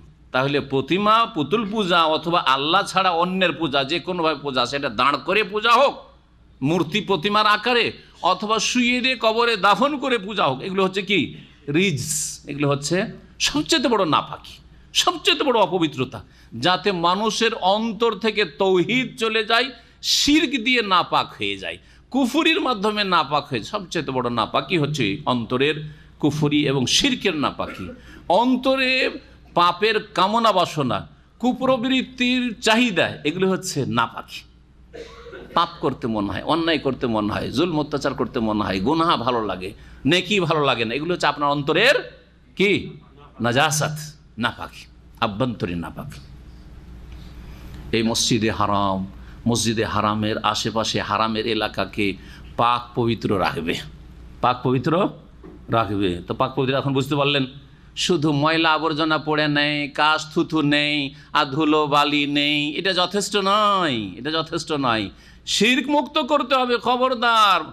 তারপরে মক্কার মুশরিকরা নবী করিম সাল্লাল্লাহু আলাইহি সাল্লামের আগমনের পূর্বে 360টি মূর্তি দিয়ে কাবার চারিদিককে ভর্তি করে দিয়েছে, সবচেয়ে বড় নাপাকি। অথচ ইব্রাহিম আলাইহিস সালামের বংশের লোকেরা সতর্ক করেছে আল্লাহ রাব্বুল আলামিন। এই মক্কার মুশরিকদের এই শিরক কুফরির 3,500 বছর আগে, আনুমানিক গবেষণায় বলছে, ইব্রাহিম আলাইহিস সালাম আল্লাহ বলছেন, ইসমাইলকে বলছেন যে তোমরা এই মক্কার, এই আমার ঘরের চারিদিককে তোমরা নাপাকি থেকে, শিরক কুফরি থেকে, প্রতিমা পুতুল থেকে, শিরকি আকীদা আমল থেকে, মুশরিক থেকে পাক রাখবে। এ হলো নাপাকি। নাপাকি যে কোনো পাপ, ঠিক না? যে কোনো পাপ। সুতরাং এখানে শিরকের সাথে সাথে আর একটি পাপ হচ্ছে বিদাতের পাপ, যা ধর্মের নামে হয়ে থাকে, নেকির আশায় হয়ে থাকে। এখানে যেন বিদাতি কর্মকাণ্ড না হয়। কত বিদাত হচ্ছে এখানে, কত বিদাত হচ্ছে। মৌলুদের রসুল খুঁজে বেড়াচ্ছে, শিরিক হচ্ছে মৌলুদের রসুলকে সিজদা করে। আমাদের শেখ ডক্টর লোকমান হাফিজাহুল্লাহ রিয়াজে এখন আছেন, সৌদি হয়ে গেছেন, ভারতের লোক। তিনি বলছেন আমি নিজের চোখে দেখেছি মৌলুদের রসুল যে লাইব্রেরিটা আছে, নবী সাল্লাল্লাহু জন্মের স্থান বলে যেটা মানুষের কাছে পরিচিত, সেখানে কাবাকে পেছনে করে উল্টো দিকে করে আর মৌলুদের রসুল নবীর জন্মস্থানকে সিজদা করছে। জি জি, এই সব থেকে পাক করতে বলা হয়েছে ইব্রাহিম আলাইহিস সালামকে আর ইসমাইল আলাইহিস সালামকে। এটি হচ্ছে আল্লাহর উপদেশ। জি, বিদাতে কত বিদাত হচ্ছে। তাওয়াফের সময় বিদাতের সাথে প্রত্যেক চক্কর একটা করে দোয়া, সাফা মারার প্রত্যেক চক্কর একটা করে দোয়া, আর তারপরে এক এক লোকের এক এক তরিকা। জি হ্যাঁ, আসার পরে বিসমিল্লাহ আল্লাহু আকবার, বিসমিল্লাহ আল্লাহু আকবার, বিসমিল্লাহ আল্লাহু আকবার চলছে 3 বার করে। আর প্রত্যেক চক্করে আবার বিসমিল্লাহ আল্লাহু আকবার, এইরকম বহু বিদাত বিদাত আর বিদাত। হজ উমরা করতে এসে অধিকাংশ লোক বিদাত করে। যেসব নাপাক কাজ হচ্ছে, যেগুলো থেকে পাক পবিত্র রাখতে বলা হচ্ছে, তার একটি হচ্ছে ধূমপান করা। ধূমপান হচ্ছে খাবায়েস, নোংরা, রুচিকর নয়। ধূমপানের গন্ধ কেউ বরদাস্ত করতে পারবে না। একজন অমুসলিমও যদি ধূমপান করায় অভ্যস্ত না হয়, কখনো তার জন্য এই ধূমপানের গন্ধ বরদাস্ত নয়। সুতরাং কাবার চারিদিকে হারামের এলাকায় এই যে ধূমপান করা, সিগারেট পান করা, এটা আল্লাহর আদেশ অমান্য করা, ইব্রাহিম আলী ইসলাম ইসমাইল আলী ইসলামকে যে উপদেশ দিয়েছেন তার বিরোধিতা করা।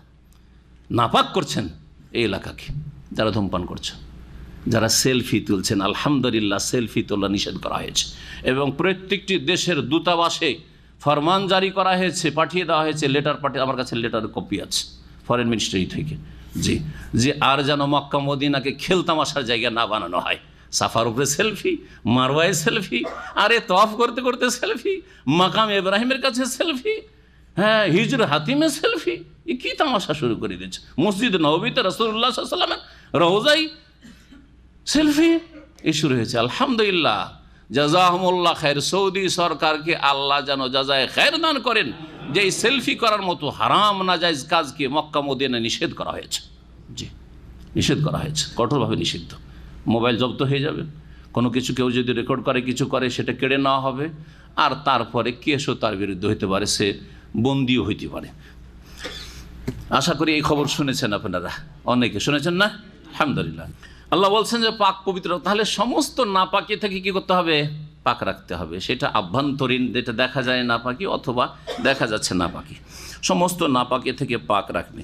ওয়াইজ কালা ইব্রাহিম রব্বিজাল হাযা বালাদান আমিনা। স্মরণ করো যখন ইব্রাহিম আলাইহিস সালাম বলেছে, হে রব, ইজআল হাযা বালাদান আমিনা, এই শহরটিকে তুমি নিরাপদ শহরে পরিণত করো। মক্কায় যেন নিরাপত্তা থাকে পূর্ণরূপে। ওয়ারযুক আহলাহু মিনাস সামারাত, আর এখানকার বাসিন্দাদেরকে তুমি ফলমূলের উপজীবিকা দিও, ফলমূলের রিজিক দান করিও। অথচ একটাও ফলের কোনো গাছ নেই, তখনও ছিল না, 1400 বছর আগেও ছিল না, ইব্রাহিম আলাইহিস সালামের যুগে তো ছিলই না, এখনও নেই। আছে কোনো ফলমূলের গাছ? আছে? খেজুরের গাছ পর্যন্ত নেই। আরব দেশে যে খেজুর গাছ হয় সেটাও মদিনে আছে, না হয় অন্য কোথাও আছে, কিন্তু মক্কায় নেই। ইব্রাহিম আলাইহিস সালামের দোয়া নকল করছেন। ইব্রাহিম আলাইহিস সালাম এক দোয়া করলেন যে আল্লাহ এই শহরকে নিরাপদ করো। দ্বিতীয় দোয়া হচ্ছে যে এখানকার অধিবাসীদেরকে কি দাও? ফলের রিজিক দান করো। কিছুই নেই এখানে ফলের গাছ, কিন্তু সারা বিশ্বের সমস্ত ফলমূল সারা বছর ধরে মক্কায় পাওয়া যায়। হ্যাঁ, শস্যাদি সমস্ত খাদ্য, চাল ডাল যা কিছু লাগে সব কিছু পর্যায়ে, এত হাজির সংখ্যা, আর এত রমজানে ভিড়ভাড়। কখনো খাবারের অভাব হয়ে গেছে, মক্কার খাবার দাবার পাওয়া যায় না, চাল ডাল পাওয়া যায় না, হয়েছে না? ইব্রাহিম আলাইহিস সালামের দুয়ার বরকত কিয়ামত পর্যন্ত চলতে থাকবে ইনশাআল্লাহ। ইব্রাহিম আলাইহিস সালাম বলছেন যে আল্লাহ এই রিজিক কিন্তু কাকে দিও? মান আমানা মিনহুম বিল্লাহি ওয়াল ইয়াউমিল আখির, তাদের মধ্য থেকে, এই মক্কার লোকদের মধ্য থেকে এবং এদের আশেপাশের লোকদের মধ্য থেকে যারা এখানে আসবে তাদের মধ্য থেকে। ওরা কে? যারা আল্লাহর প্রতি ঈমান রাখে, শিরক মুক্ত, কুফরি মুক্ত, হ্যাঁ, আর পরকালে বিশ্বাসী যারা। আল্লাহ কাফেরদেরকে রিজিক দিও না, কাফেরদেরকে এই মক্কার রিজিক দিও না। কাকে দিও? যারা আল্লাহ এবং পরকালে বিশ্বাস রাখে তাদেরকে এই রিজিক দিও। এখানে যারা আসবে তারাও, আর আশেপাশে যারা আছে তারাও, আর বিশ্বে যারা আছে যারা আল্লাহ পরকালে বিশ্বাসী নয়, নাস্তিক অথবা মুশরিক, বহুত্ববাদী, শিরিক করে বিভিন্নভাবে, হ্যাঁ, ওদেরকে রিজিক দিও না। কেন এই দোয়া করলেন? সীমিত করে দেন যে আল্লাহ এই রিজিক এবং নিরাপত্তা কাকে দিও? মুমিনদেরকে দিও, যারা আল্লাহ পরকালে বিশ্বাসী। কেন সীমিত করলেন? কারণ তার আগে আর একটা দরখাস্ত করেছে একটু আগে, কি? যে আল্লাহ আমার বংশধরকে তুই ইমামতি দিও, আমাকে যে তুমি নেতৃত্ব দিচ্ছ আমার বংশধরকে নেতৃত্ব দিও। তখন আল্লাহ কি বলেছিলেন? যে জালেমদেরকে দেবো না। কাকে দেবো? শুধু মুমিনদেরকে দেবো, ইমানদারদেরকে দেবো, বলেছিলেন না? ইব্রাহিম আলাইহিস সালাম কিন্তু স্মরণ আছে।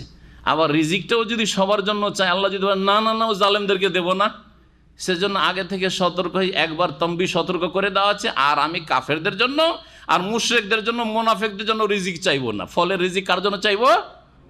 মুমিনদের জন্য চাইবো। আল্লাহ বলছেন না, এটা আবার ভিন্ন। এটা ভিন্ন। নেতৃত্বের জন্য সৎ হইতে হবে। নেতৃত্ব দিব ধর্মীয় দিনই নেতৃত্ব, সেটা সৎ লোকদেরকে দেব, মুমিন এবং কোরআন সুন্নাহর অনুসারীদেরকে দেব, শিরক আর বিদআতকারীদেরকে দেব না, আর গোমরাহ পথভ্রষ্ট পাপিষ্টদেরকে দেব না। কিন্তু রিজিকটা সৎ অসৎ, ভালো মন্দ, মুসলিম অমুসলিম সবাইকে দেব। কারণ আমার সৃষ্টি তারা, আমি দায়িত্ব নিয়েছি, ওরাকে দুনিয়া পাঠিয়েছি, ওদের খাবারের ব্যবস্থা দেব। বোঝা গেছে? তাই আল্লাহ বলছেন, ইব্রাহিম আলাইহিস সালামের দোয়া যখন মুমিনদের জন্য সীমিত হয়ে গেল, কাল আল্লাহ বলছেন ওমান কাফারা, আল্লাহ বলছেন ওমান কাফারা, যারা কাফের হবে তারাকেও রিজিক দেব। ওমান কাফারা ফাউমাত্তিউহু কালি, যারা কুফরি করবে তাদেরকেও কিছু কালের জন্য পার্থিব জীবন উপভোগ দান করব, জীবিকা নির্বাহের ব্যবস্থা দেব, তাদের রুজি রিজিক। কাফেরদের ঘরে পয়সার অভাব নেই, হ্যাঁ, বরং তাদের কাছে বেশি পয়সা, তাদের কাছে সুখের সামগ্রী বেশি, কিন্তু কালিলান, অল্প দিনের জন্য, যে কয়েকদিন দুনিয়াতে আছে, খুব খেয়ে নাও, খুব খেয়ে নাও, ভোগ করে নাও। সুম্মা আত্তাররুহু ইলা আযাবিন নারি ওয়া বিসাল মাসির, তারপরে তাদেরকে বাধ্য করব জাহান্নামের আগুনে নিক্ষিপ্ত হইতে। ইত্তাররা মানে বাধ্য করা, বা তাদেরকে টেনে হেঁচড়ে, ইত্তাররা মানে টেনে হেঁচড়ে নিয়ে আসা, তাদেরকে টেনে হেঁচড়ে নিয়ে আসবো কোথায়? এলা আযাবিন না, জাহান্নামের আযাবে, ওয়া বিসাল মাসির, আর জাহান্নাম কতই না জঘন্য প্রত্যাবর্তন স্থল। তারপরে মহান আল্লাহ ইরশাদ করেছেন, স্মরণ করো, ওয়াইদ ইয়ারফা ইব্রাহিমুল কাওয়াইদ মিনাল বাইত ওয়া ইসমাঈল রব্বানা তাকাব্বাল মিন্না ইন্নাকা আনতাস সামিউল আলিম। স্মরণ করো হে মানুষ, যখন ইব্রাহিম আলাইহিস সালাম এবং ইসমাঈল আলাইহিস সালাম বাপ এবং ছেলে উভয়ে উঁচা করছিলেন, নির্মাণ করছিলেন, আল কাওয়াইদা মিনাল বাইত, বাইতুল্লাহর ভিত্তিকে, বাইতুল্লাহর ভিত্তিকে কী করছিলেন? ভিত্তি নির্মাণ করছিলেন বা ভিত্তি উঁচা করছিলেন। আর এই দোয়া তারা করেছিলেন বা করছিলেন, রব্বানা তাকাব্বাল মিন্না ইন্নাকা আনতাস সামিউল আলিম, হে আমাদের প্রতিপালক, আমাদের পক্ষ থেকে কবুল করো, যে কাজটি করছি, এই কাবা ঘর নির্মাণ করছি, এই ঘরকে তুমি কি করে নাও? কবুল করে নাও, এই আমলকেও তুমি সাদরে গ্রহণ করো। ইন্নাকা আনতাস সামিউল, নিশ্চয়ই তুমি সর্বশ্রোতা এবং সর্বজ্ঞাতা, সব কিছুই শোনো এবং সব কিছুই তুমি জানো। এখানে ইব্রাহিম আলাইহিস সালাম দোয়া করলেন। এই দোয়া থেকে কী শেখা গেল? ইব্রাহিম আলাইহিস সালাম, ইসমাঈল আলাইহিস সালামের মতো এত বড় নবী রসুল, আল্লাহর খলিলও যদি কোনো নেক আমল করে আত্ম অহংকারে না থাকেন, বরং আশঙ্কা করেন যে আমি করলাম এই কাজ, যদি আল্লাহ কবুল না করেন, সেজন্য দোয়ার মুখাপেক্ষী আমাকে দোয়া করতে হবে, আমি মহতাজ, আল্লাহ দাতা, আমাকে চাইতে হবে আল্লাহর কাছে। তিনি চাইছেন যে আল্লাহ সাদরে গ্রহণ করো, আপনি দোয়া করবেন না? আমরা অনেকে ভালো কাজ করে আত্ম অহংকারে থাকি যে আমার মতো কে দিনের কাজ করছে, দোয়া করার প্রয়োজন না, কবুলিয়াতের দোয়া করবেন যে আল্লাহ যা কিছু করছি কবুল করা। এটাই হচ্ছে সাহাবায়ে কেরামদের চরিত্র। আল্লাহ কোরআনে কারীমে সাহাবায়ে কেরামদের প্রশংসা করেছেন, ওয়াল্লাযীনা ইউতুনা মা আতাও ওয়া কুলুবুহুম ওয়াজিলাতুন, জি, আন্নাহুম ইলা রাব্বিহিম রাজিউন। সূরা মুমিনুন আল্লাহ রাব্বুল আলামিন প্রশংসা করেছেন সাহাবায়ে কেরামদের যে এরা দান খয়রাত করে, এরা ইবাদত বন্দি করে, ইউতুনা মা আতাও মানে এরা আল্লাহর আদেশ নিষেধের বাস্তবায়ন করে, কিন্তু তার সাথে সাথে ওয়া কুলুবুহুম ওয়াজিলা, তাদের অন্তর ভয়ে ভীতু, যে আল্লাহ কবুল করলেন কি না, আমাদের আমল কবুল হইল কি না, আমার নামাজ কবুল হইল কি না, আমার রোজা সিয়াম কবুল হইল কি না, জাকাত সাদকা কবুল হইল কি না, আমার দিনের দাওয়াত কবুল হইল কি হলো না, আমার এলেম শিক্ষা আল্লাহর কাছে কবুল হইল কি হলো না। জি, আয়েশা রাদিয়াল্লাহু তাআলা আনহা এই তাফসীর করেছেন এই আয়াতের। সালাফগণের চরিত্র শুনেন, বলছেন যে সাহাবায়ে কেরামরা, তাবেঈনরা, তাদের চরিত্র ছিল যে রমজান মাসের ইবাদত বন্দেগী করতেন। এই ক্ষেত্রে শুনে রাখেন ভালো করে, রমজান আসার 6 মাস আগে থেকে দোয়া করতেন যে আল্লাহ সহি সালামতে রমজান পৌঁছে দাও। আবার রমজানের ইবাদত বন্দেগীতে কঠোর পরিশ্রম করলেন, পরিশ্রম করার পরে আত্মমর্যাদায় গর্বিত থাকতেন না যে অনেক কিছুই করে ফেললাম, একেবারে জান্নাত তো বরাদ্দ করেছেন না। 6 মাস ধরে আল্লাহর কাছে দোয়া করতে থাকতেন যে আল্লাহ রমজানে যা কিছু করতে পারলাম তুমি কবুল করো, কি জানি কবুল হইল কিনা, যদি কবুল না হয় তো মেহনত বেকার ব্যর্থ গেল। জি, সুতরাং আল্লাহর কাছে কবুলের জন্য দোয়া করতে হবে। যার যত ইখলাস থাকবে তার কাছে তত বেশি আল্লাহ বরকত দান করবেন। আপনার এলেম বেশি হইলে কাজ হবে না, আপনার টাকা বেশি, পয়সা বেশি, আর দান খায়রাতের অ্যামাউন্ট বেশি হইলে কাজ হবে না, আপনার ইখলাসটা বেশি থাকতে হবে। জি, আপনার আল্লাহ ভীরুতা বেশি থাকতে হবে। এবং এখানে আরও শেখানো হয়েছে আয়াতগুলিতে যে দোয়া করার ক্ষেত্রে আল্লাহর নাম এবং গুণাবলীর ওসিলা নিয়ে দোয়া করা, মানুষের ওসিলা নিয়ে নয়। পীর ওলি মুর্শিদ নবী রসুলের ওসিলাই দোয়া কবুল করে, এটা বেদাতীদের তরিকা, ভালো করে শুনে রাখেন। দোয়া করবেন শরীয়ত সম্মত ওসিলা কি? আল্লাহর নামগুলির দোহাই দিয়ে, আল্লাহর নামগুলির মাধ্যমে। দেখেন, রব্বানা তাকাব্বাল মিন্না ইন্নাকা আনতা সামিউল আলিম, আল্লাহকে সামিউন আলিম বলে আল্লাহর কাছে দরখাস্ত করছেন। আল্লাহ তুমি আমার কথা শুনছো, আমার অবস্থা জানছো, সুতরাং আমার অন্তর অবস্থা জানছো, আল্লাহ তুমি আমাদের এই কাজ কবুল করো।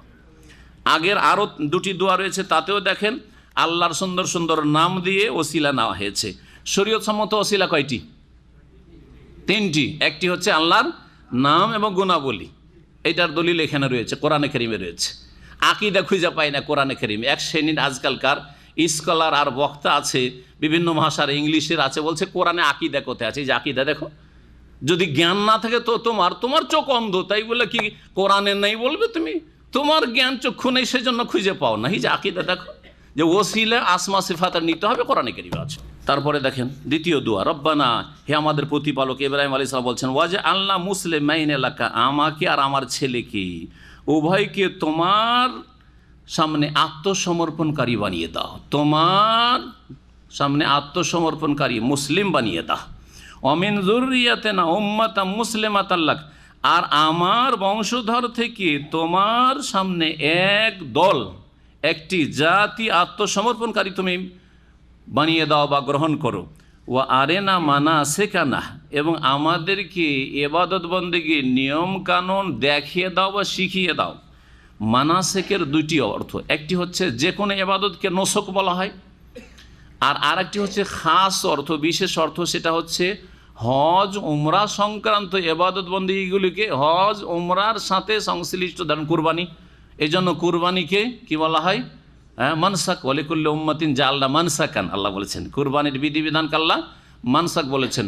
তারপরে ফিকার কিতাবাদিতে বা হাদিসের কিতাবাদিতে আহকামুল মানাসিক, হজ উমরার বিধিবিধানকে তওয়াফ, সাফা মারওয়া, সাই, মিনা, আরাফা, পাথর মারা ইত্যাদি, এসব মাসাইলকে কি বলা হয়? মানাসিক বলা হয়, মানাসিকুল হজ্জ ওয়াল উমরা। তো ইব্রাহিম আলাইহিস সালাম ঘর তৈরি করার পরে আল্লাহ যেহেতু হজ ফরজ করছেন, দোয়া করছেন, ওয়া আরেনা মানাসিকান, আল্লাহ হজ তো করব, আমাদেরকে হজের জায়গাগুলি দেখিয়ে দাও বা হজের নিয়মকানুনগুলি শিখিয়ে দাও। দেখিয়ে দাও মানে শিখিয়ে দাও। এই আয়াতের তাফসিরে কিছু তাবেঈনদের তাফসির রয়েছে, উক্তি রয়েছে যে ইব্রাহিম আলাইহিস সালামকে এক এক করে হজের জায়গাগুলি দেখিয়ে দেওয়া হয়েছিল।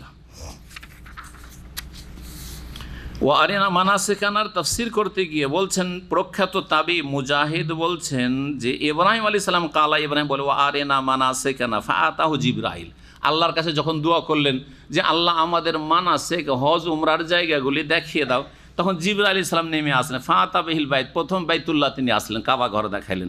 ফাকালা ইরফাইল কাওয়াইদ, তারপরে ঘর নির্মাণ হইল, ঘর নির্মাণ হইল। ওয়াতাম্মাল বুনিয়ান, ঘর পূর্ণ হইল, ছাদ হইল। সুম্মা আখাযা বিয়াদি ফাখরাজা ফানতালাকা বিহি ইলা সাফা, তারপরে ইব্রাহিম আলাইহিস সালামকে সাফাতে নিয়ে গিয়ে দেখেন, এই যে সাফা, এটা হচ্ছে হজ উমরার ক্ষেত্রে একটা জায়গা, এখন আসতে হবে। তারপরে কোথায় নিয়ে গেলেন তারপরে বললেন জিবরাইল আলাইহিস সালাম, হাযা মিন শাআইরিল্লাহ, এটা হচ্ছে আল্লাহর নিদর্শনাবলীর অন্তর্ভুক্ত। সুম্মা আনতালাকা বিহি ইলাল মারওয়া, তারপরে মারওয়াতে নিয়ে গেলেন, বললেন হাযা মিন শাআইরিল্লাহ। সুম্মা আনতালাকা বিহি নাহওয়া মিনা, তারপরে মিনাতে নিয়ে গেলেন। ফালাম্মা কান মিনাল আকাবাতে, মেনার কাছে যে এই ঘাটিটা রয়েছে, যেখানে দুই দিক থেকে পাহাড় সংকীর্ণ, পাহাড় দুই দিক থেকে কাছাকাছি হয়ে আসছে, আর দুই পাহাড়ের মাঝখানের সংকীর্ণ জায়গা, এটাকে কি বলা হয়? আরবিতে আকাবা বলা হয়, মানে ঘাঁটি বলা হয়। তো এই ঘাঁটিতে যখন নিয়ে আসলেন, যেখানে ওই 3টি জামরাতের জায়গা রয়েছে, কি রয়েছে? জামরাতে উলা, উস্তা আর কুবরা, এখানে নিয়ে আসলেন। যখন এখানে আসলেন তখন ইবলিস এসে হাজির। ইবলিস আসলো, কায়েমুন ইনদা শাজারা, ওখানে একটি গাছ ছিল ওই যুগে, ওই গাছের কাছে ইবলিস দাঁড়িয়ে আছে। ফাকালা, তখন জিবরাইল আলাইহিস সালাম কাব্বির ওয়ারমে, আল্লাহু আকবার বলে এইদিকে পাথর ছুঁড়ো। তখন পাথর ছুঁড়েছিলেন ইব্রাহিম আলাইহিস সালাম, কার কথাই? ওই ইবলিসের দিকে, জিবরাইল আলাইহিস সালামের কথাই। ফাকাব্বারা ওয়া রামাহুয়া, তারপরে পাথর মারলেন ইবলিসকে। সুম্মান তালাকা ইবলিস ফাকামা ইনদাল জামরাতিল উস্তা, তারপরে জামরা উস্তার কাছে গিয়ে দাঁড়িয়েছে, প্রথম জামরা কুবরা এই দিক থেকে, যেহেতু মক্কার দিক থেকে গেলে প্রথম বড় জামরা পড়বে, ওখানে পাথর মারলেন। আর তার হচ্ছে জামরা উস্তা। আর তারপরে তখন মধ্যেকার জামারাতে ফালাম্মা জাযা বিহি জিবরিল ওয়া ইব্রাহিম ক্বালা লাহু কাব্বির ওয়ারমি, এখানেও তাকবীর বলো আর এই করো, পাথর মারো। ফাকাব্বারা ওয়ারাম ফাযাহাবাল খাবিস ইবলিস ওয়া কানাল খাবিস আরাদা হাজ্জে শাইয়ুদ খিলা ফিল হাজ্জে শাইয়ান। ইবলিস চেয়েছিল যে হজে কিছু আমি একটু ভালো কিছু মুরব্বি সেজে গিয়ে কিছু নিজের কথা ঢুকিয়ে দেবো, কুপরামর্শ দেবো, কুসংস্কার কিছু শিখিয়ে দেবো। এটা আর ফালামি আস্তাতে তা করতে পারলো না। ফাজাহাবা বিয়াদি ইব্রাহিম হাত্তা আতাবিহিল আল মাশআর আল হারাম, ওখান থেকে যাই তিনটা জামরাতে ওইভাবে করার পরে এখানে সংক্ষেপ করে দিয়েছে, মাশআরে হারামে নিয়ে গেলেন। মানে মাশআর হারাম কোনটাকে বলে? মুজদালিফা, যেখানে করে মসজিদ তৈরি, ওই জায়গাটার নাম ছিল মাশআরে হারাম, ওখানে নিয়ে গেলেন। ফাকালা হাজাল মাশআরুল হারাম, এটা হচ্ছে মুজদালিফা মাশআরুল হারাম। ফাআখাযা বিয়াদি ইব্রাহিম, তারপরে নিয়ে গিয়ে হাত্তা আতাবিহি আরাফাত, আরাফায় নিয়ে গেলেন। কাল কাদ আরাফতা মা আরাইতুকা, তুমি এখন জানতে পারলে যা দেখিয়ে দিলাম এগুলি হচ্ছে হজের জায়গা। কালাহা সালাস, আমার তিনবার করে বললেন। কালার নাম, ইব্রাহিম আলাইহিস সালাম বললেন হ্যাঁ এখন শিখে নিলাম। তো এইভাবে ওয়া আরিনা মানাসিকানার বাস্তবায়নের কথা সালাফগণ তাবেঈনরা উল্লেখ করেছেন। অতুব আলাইনা, এবং আমাদের তওবা কবুল করো। ইন্নাকা আনতা তাওয়াবুর রহিম, নিশ্চয়ই তুমি তওবা গ্রহণকারী বা তওবার তৌফিক দাতা। আল্লাহর নাম হচ্ছে তাওয়াব, এর মানে কি? তওবা গ্রহণকারী, কবুলকারী, অথবা তওবার তৌফিক দানকারী, শক্তি সামর্থ্য দানকারী। আর বান্দা তওবা করলে, বেশি বেশি তওবা করলে বান্দারও নাম তাওয়াব, তখন কি বলবেন? হ্যাঁ, তওবাকারী, তওবা। জি, নবী সাল্লাল্লাহু আলাইহি ওয়াসাল্লাম বলছেন কুল্লু বানি আদমা খাত্তাউন ওয়া খায়রুল খাত্তাইন আত-তাওয়াবুন। তাওয়াবের বহুবচন তো তাওয়াবুন, মানে এখানে তওবাকারী।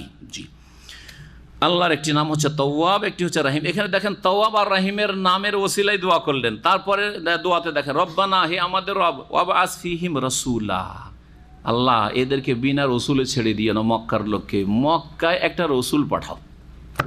দোয়া করছেন ইব্রাহিম আলাইহিস সালাম নবী সাল্লাল্লাহু আলাইহি ওয়াসাল্লামের 3,500 বছর আগে, আর এই দোয়ার বাস্তবায়ন হচ্ছে 3,500 বছর পরে।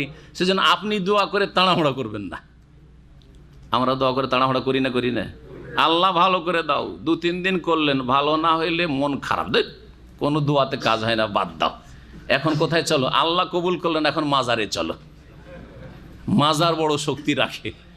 হ্যাঁ, প্রথম আল্লাহর কাছে। মুশরিকরা যারা শিরিক করে তারা প্রথম যায় আল্লাহর কাছে, সামান্য একটু চায়, অন্তর তো চাই না, কারণ অন্তরে আছে যে সবচেয়ে বেশি কে দিতে পারে? গোস কুতুবরা দিতে পারে।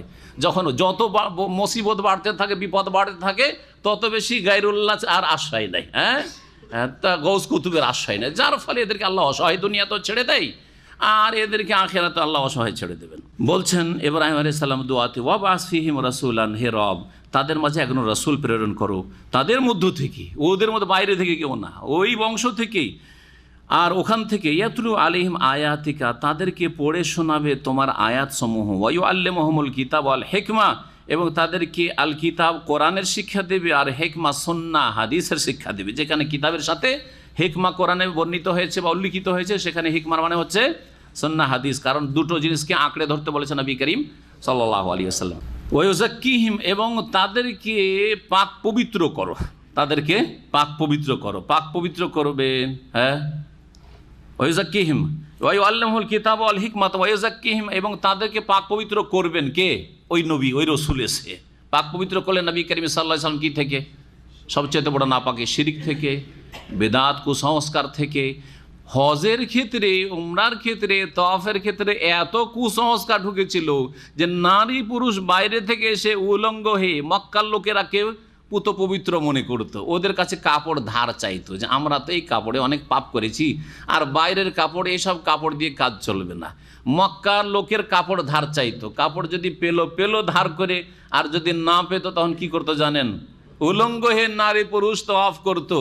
আর সহিহ বুখারীতে রয়েছে, তওয়াফ করার সময় বলতো যে দেখো আমরা উলঙ্গ হয়েছি আল্লাহর সন্তুষ্টির জন্য, কাউকে দেখাবার জন্য না।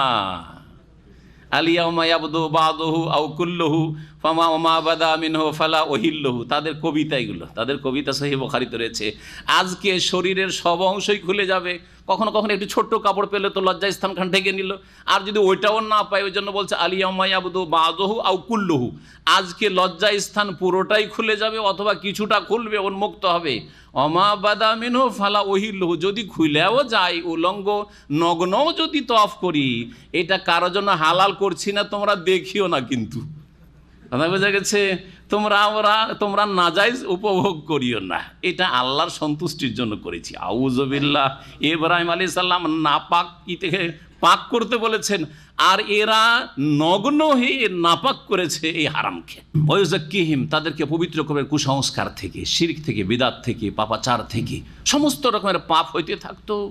যেখানে ব্যভিচার হইতো সেখানে পতাকা পোতা থাকতো, সেই যুগে তার লাইসেন্স ছিল না, বেশ্যাখানার মতো যে লাইসেন্স নাম্বার এত আর একটা প্লেট লাগিয়ে দেওয়া হইবে বেশ্যাখানাতে, তাই না? বেশ্যাখানা পট্টি তো ছিল না, কিন্তু সেখানে পতাকা ঝান্ডা থাকতো, বোঝা যেত যে এটা হচ্ছে বেশ্যাখানা এলাকা। কিন্তু সেই যুগের মহিলারা আজকালকার বেশ্যাদের চাইতে ভালো ছিল। সেই যুগে অধিকাংশ বেশ্যা বা বেশ্যাবৃত্তি যেসব মহিলারা করতো তারা দাসী হইতো। স্বাধীন মহিলারা কাফের মুশরিক হইলেও জেনাকে খুবই ঘৃণার নজরে দেখতো। এই জন্য হিন্দ যখন ইসলাম গ্রহণ করলো, যে হামজা রাদিয়াল্লাহু তাআলা আনহার কলিজাকে চিবাবার চেষ্টা করেছিল, মালা বানিয়ে, সে যখন ইসলাম গ্রহণ করলো, নবী করিম সাল্লাল্লাহু আলাইহি ওয়াসাল্লাম যে ওয়াদাগুলি নিলেন তার সাথে বায়াতে বলেছেন যে জেনা ব্যভিচার করবে না, তখন তিনি আশ্চর্য হয়েছিলেন। এই মহিলা আবু সুফিয়ানের স্ত্রী রাদিয়াল্লাহু আনহার বলেছিলেন যে আওয়া তাজনিল হুররা, তো আরে স্বাধীন মহিলা, ভদ্র মহিলা, স্বাধীন মহিলা, একটা স্বাধীন মেয়ে যুবতী কোনোদিন জেনা করতে পারে? তার মানে জেনা কে করে? দাসীরা করতে পারে। আর আজকাল স্বাধীন সম্ভ্রান্ত ঘরের মেয়েরা কলেজ ইউনিভার্সিটিতে পড়ে, আর একটা ইনকাম সোর্স হিসাবে ধরে নিয়েছে 5 স্টার হোটেলে যাওয়া অথবা কোনো আবাসিক হোটেলে যাওয়া, আর যাওয়ার সেটা একটা ইনকাম সোর্স। আমাদের লেখাপড়ার খরচের দরকার, যা জুটে না এটা দিয়ে জুটাচ্ছে। আউযুবিল্লাহ, ভালো ভালো ঘরের মেয়েরা বেরিয়ে চলে যাচ্ছে বেশ্যাবৃত্তিতে, দেহ ব্যবসা, যৌনকর্মী বলতে বলছে, বেশ্যা বললে নাকি গায়েল হয়ে যাবে, আজকাল আইন তৈরি হয়েছে, বুঝা গেছে, বেশ্যা বলা যাবে নাকি গায়েল হয়ে যাবে, কি বলতে হবে?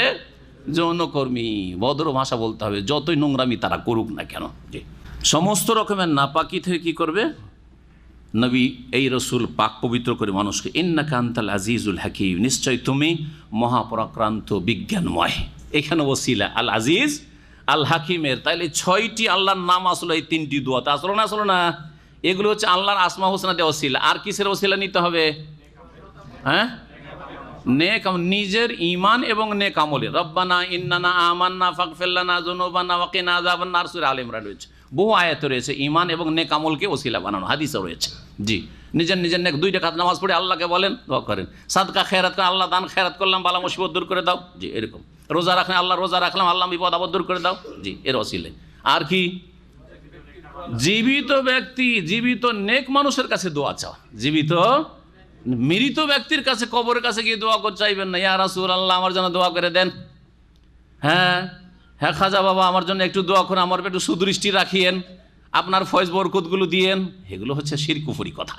জি, মৃত ব্যক্তির কাছে দোয়া চাওয়া যাবে না। ওমাই ইয়ারগাবু আন মিল্লাতি ইব্রাহিমা ইল্লা মান সাফিয়া নাফসাহ, ইব্রাহিম আলাইহিস সালামের আদর্শ থেকে যারা বিমুখ হয়, একমাত্র কারা বিমুখ হয়? একমাত্র বিমুখ হয় ওই সব লোকেরা যারা নিজেদেরকে নির্বোধ করেছে। অমাইয়ার গাবু আমিল্লাত ইব্রাহিম, ইব্রাহিম আলাইহিস সালামের আদর্শ থেকে বিমুখ হয় না, একমাত্র কে বিমুখ হয়? ইল্লা মান সাফিয়া নাফসা, যারা নিজেকে নির্বোধ করেছে বা নির্বুদ্ধিতার পরিচয় দিয়েছে, যারা বোকা, সাফিহুন মানে বোকা। বোকা মানুষ ছাড়া ইব্রাহিমের আদর্শ কেউ ছাড়তে পারে না। ইব্রাহিম আলাইহিস সালামের আদর্শ হচ্ছে ইসলাম। সামনে আসবে, কয়েকটা আয়াতে আসবে। ইব্রাহিম আলাইহিস সালামের দিন কি ছিল? ইসলাম। ইব্রাহিম আলাইহিস সালাম কি ছিলেন? মুসলিম। ইব্রাহিম আলাইহিস সালাম কি নাম রেখেছেন? ওয়াসাম্মাকুমুল মুসলিমিন, তোমাদের নাম মুসলিম রেখেছেন, আত্মসমর্পণকারী মুসলিম। আম্বিয়া রসুলগণ ইব্রাহিম আলাইহিস সালামের পরে সবাই মুসলিম ছিলেন, যত নবীরা এসেছেন সকলে মুসলিম ছিলেন, আত্মসমর্পণকারী আল্লাহর সামনে। ও আসলাম তো মা সুলাইমান লিল্লাহি রাব্বিল আলামিন, বিলকিস ইসলাম গ্রহণ করছে। কি বলছে? হ্যাঁ, বলেনি যে আমি ইহুদি হইলাম, খ্রিস্টান হইলাম, কি হইলাম? আসলাম তো ইসলাম গ্রহণ করলাম, মা সুলাইমান। আল্লাহর দিন হচ্ছে ইন্নাদ-দীনা ইনদাল্লাহিল ইসলাম, আল্লাহর দিন মাত্র একটি, সেটি হচ্ছে ইসলাম।